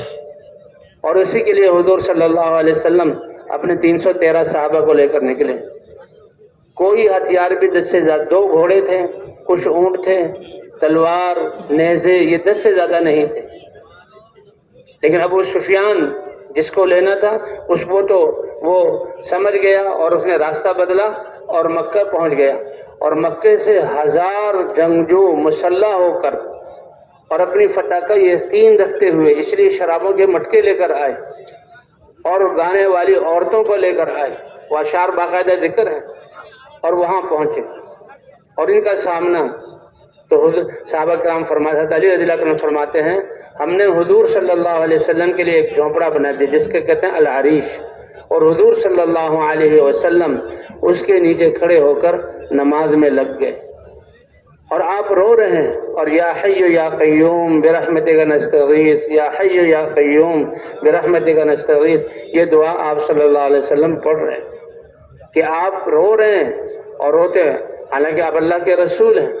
مدد یقینی ہے، لیکن اللہ کی ذات سمت، اللہ کے سامنے احتیاج یہ امت کو بتلایا کہ نمازوں کا اہتمام، واستعینوا بالصبر والصلاۃ۔ تو حضور صلی اللہ علیہ وسلم ایسے رو رہے ہیں کہ داڑھی مبارک جو ہے آنسوؤں سے تر ہو گئی، دامن تر ہو گیا، جہاں آپ کھڑے ہوئے ہیں وہاں پر بھی جو ہے کیا کہتے ہیں زمین جو ہے وہاں کیچڑ والی بن گئی، اور آپ نماز پڑھ رہے ہیں۔ اسی طرح غزوہ خندق کے موقع پر جب حضور صلی اللہ علیہ وسلم نے حذیفہ ابن یمان رضی اللہ تعالیٰ عنہ کو خبر لینے کے لیے بھیجا، کہ سردی کا یہ عالم تھا، یہ ٹھنڈی ہوا چل رہی تھی اور صحابہ کے پاس کپڑے نہیں تھے، اور حذیفہ ابن یمان کسی گھڑے میں بیٹھے ہوئے تھے ہوا کے تھپڑوں سے بچنے کے لیے، اور حضور صلی اللہ علیہ وسلم نے بلایا، کہ بہت مشکل امر تھا، لیکن جب حضور نے نام لیا تو جانا پڑا۔ سردی لگ رہی تھی، حضور نے سینے پر ہاتھ رکھا، اس کی وجہ سے سردی کا احساس کم ہو گیا، اور وہ گئے اور جا کر وہاں کے حالات معلوم کیے، قصہ لمبا ہے، اور جب آئے کا جب میں واپس آیا تو حضور صلی اللہ علیہ وسلم کو نماز میں پایا۔ اس لیے بھی اللہ تعالیٰ نے ہمیں یہ اپنے راستے میں نکلنے کی توفیق عطا کی ہے، یہ بہت بڑا اللہ کا احسان کہ اس زمانے میں حضور صلی اللہ علیہ وسلم والی محنت، کہ ہم لوگ جو اللہ کے راستے میں نکلے ہیں، صدیوں سے جو محنت چھوٹی ہوئی تھی اس کو سیکھنے کے لیے اور خود تقوی والی زندگی پر آنے کے لیے، اور پوری امت مسلمہ کو تقوی والی زندگی پر لانے کے لیے، اور امت کو اس محنت پر کھڑا کرنے کے لیے، کیونکہ اس کو بہترین امت قرار دیا گیا کہ ختم نبوت کی وجہ سے یہ محنت اس امت کی، کنتم خیر امت اخرجت للناس، تم بہترین امت ہو اس لیے کہ تمہیں لوگوں کی نفع رسانی کے لیے نکالا گیا، اور نفع رسانی کیا ہے کہ تم جو ہے دعوت دینے والے ہو، نیکیوں کا حکم کرنے والے ہو اور برائیوں سے روکنے والے ہو۔ تو اللہ تعالیٰ نے ہمیں اس زمانے میں اس محنت کے لیے سیکھنے کے لیے نکلنے کی توفیق عطا فرمائی۔ ہاں، نکلنے کی، اس پر اللہ کا شکر ادا کریں گے، کہتے ہیں شکر ادا کرنے پر اللہ نعمت کو بڑھا دیتے ہیں۔ اللہ بڑے قدردان ہے۔ حضور صلی اللہ علیہ وسلم اپنے حجرے سے مسجد میں تشریف لائے، کچھ صحابہ بیٹھے ہوئے تھے اور کوئی عمل کر رہے تھے، حضور صلی اللہ علیہ وسلم کھڑے ہو گئے، اے میرے صحابہ تم کیا کر رہے تھے؟ اے اللہ کے رسول، ہم نعمت اسلام کے ملنے پر اللہ کی جو ہے حمد کر رہے تھے اور اللہ کی تسبیح اور بڑائی بیان کر رہے تھے۔ حضور صلی اللہ علیہ وسلم نے قسم دے کر پوچھا، اللہ ما اجلسکم الا ھذا، میں اللہ کو واسطہ دے کر اللہ کو بیچ میں ڈال کر تم سے پوچھتا ہوں، کیا تم اس لیے بیٹھے ہو؟ صحابہ نے بھی عرض کیا، اللہ ما اجلسنا الا ھذا، ہم بھی اللہ کو گواہ بنا کر کہتے ہیں اسی لیے بیٹھے ہیں۔ تو فرمایا سن لو، تمہارا یہ بیٹھنا اور یہ عمل کرنا اتنا عظیم ہے کہ جبرائیل علیہ السلام میرے پاس آئے اور مجھے یہ بتلایا کہ اللہ عرش پر آپ کے صحابہ کے اس عمل کی وجہ سے فرشتوں پر فخر فرما رہے ہیں، فرشتوں پر فخر فرما رہے ہیں۔ تو وہ اللہ بڑے قدردان ہیں۔ اللہ نے اس زمانے میں فرمایا کہ بعد والے جو لوگ ہیں، حضور صلی اللہ علیہ وسلم فرمایا طوبی لمن رآنی و آمن بی، خوشخبری ہو اور مبارکبادی ہو اس شخص کے لیے جس نے مجھے دیکھا اور مجھ پر ایمان لایا۔ بہت بڑی بات ہے کہ وہ صحابہ بنے، ان کے درجے کو تو کوئی ایمان والا پہنچ ہی نہیں سکتا۔ اللہ نے ان کے لیے اپنی رضا کا پروانہ، اور ایک 3 دفعہ اور ایک روایت میں 7 دفعہ اللہ کے رسول نے فرمایا اس شخص کے لیے توبہ، خوشخبری اور مبارکبادی اور جنت کا یہ مقام ہو کہ جس نے مجھے نہ دیکھا اور مجھ پر ایمان لے آیا، جس نے مجھے نہ دیکھا اور مجھ پر ایمان لے آیا۔ تو بھائی اس زمانے میں بہت بڑی نعمت، اسی کو حضور صلی اللہ علیہ وسلم نے فرمایا انکم علی بینۃ من ربکم، کہ تم دیکھو یہ محنت کی وجہ سے ایک واضح راستے اور واضح دلیل پر ہو، اور وہ کیا ہے کہ تم نیکیوں کا حکم کرتے ہو، برائیوں سے روکتے ہو، اللہ کے راستے میں جہاد کرتے ہو، اللہ کے کلمے کو بلند کرنے کے لیے اپنی صلاحیتوں کو لے کر نکلتے ہو، جانیں اور مال لگاتے ہو۔ لیکن 2 نشوں سے اپنے آپ کو بچاؤ، ما لم تغر فیکم سکرتان، 2 نشوں سے، ایک سکرت الجہل کہ تم اللہ کے احکام کو نہ جانتے ہو، جہالت یہ بھی ایک نشہ ہے۔ جہالت کیا مطلب؟ اللہ کی منشا، اللہ کے احکام، اللہ کیا چاہتے ہیں ان سے ناواقفیت۔ وسکرت حب العیش، اور دوسرا دنیا کی زندگی سے محبت کرنا، اس لیے کہ حب الدنیا راس کل خطیہ، دنیا کی محبت ہر برائی کی جڑ ہے، دنیا کی محبت ہر برائی کی جڑ ہے۔ فإذا ظهر فيكم حب الدنیا، جب دنیا کی محبت تمہارے ذہن دلوں میں آ گئی تو پھر کیا ہوگا؟ سب سے پہلے یہ کہ فلا تأمرون بالمعروف ولا تنہون عن المنکر ولا تجاہدون فی سبیل اللہ، کہ تم دعوت والا کام چھوڑ دو گے، نیکی کا حکم نہیں کرو گے، برائیوں سے نہیں روکو گے، اور نہ تم اللہ کے راستے میں نکلے گے اور جہاد کرو گے۔ فالقائلون یومئذ بالکتاب والسنہ کالسابقین الاولین من المہاجرین والانصار، تو اس وقت کتاب اور سنت کو لے کر چلنے والے، اس کو بولنے والے، ان کو اللہ وہ اجر عطا فرمائیں گے جو مہاجرین اور انصار میں سے سابقین کو اللہ نے عطا فرمایا۔ تو بھائی کتنی بڑی فضیلت کی بات ہے۔ اللہ کے رسول صلی اللہ علیہ وسلم جو ہے یہ خوشخبری سنا رہے ہیں، تو اللہ تعالیٰ یعنی اس محنت کو زندگی کا مقصد بنا کر کرنے کی توفیق عطا فرمائے۔ جی ہاں، اس کے لیے تو اسی لیے بھائی انشاءاللہ یعنی ہم نے اس کام کو کرنا بھی ہے اور اللہ سے ڈرتے بھی رہنا ہے، اللہ سے ڈرتے بھی رہنا ہے۔ یہ کہ انسان یہ تو کمزور، ڈرتے ہوئے اے اللہ جیسے کرنے کا حق تھا ایسے ہم نہ کر سکے، اس کے لیے یہ بھی ہے ہم نے اللہ کے راستے میں نکل کر یعنی بھرپور محنت کرنی ہے، اور دن کو اپنے آپ کو تھکانا ہے اور راتوں کو اللہ سے مانگنا ہے۔ اس نقل و حرکت کی وجہ سے فرمائیں کہ یہ بعد والے جو قربانی کریں گے تو ایک ایک کی قربانی پر اللہ 50 آدمیوں کی قربانیوں کا نتیجہ ظاہر فرمائیں گے۔ صحابہ کرام حیران ہوئے، پوچھا یا رسول اللہ یہ بعد میں یہ محنت کرنے والے اور ان کی قربانیوں کے ثمرات 50 آدمی کے برابر، 50 آدمی ان میں سے تو بھی بہت بڑی بات ہے، یا 50 آدمی ہم میں سے؟ حضور نے فرمایا یہ صحابہ تم میں سے 50 آدمی کی قربانی کے بقدر ایک ایک کی قربانی پر اللہ و نتائج عطا فرمائیں گے۔ تو وہ تیار ہیں اس کے لیے انشاءاللہ، نکل کر اپنے اوقات کی حفاظت اور ان اعمال کا اہتمام کریں گے انشاءاللہ۔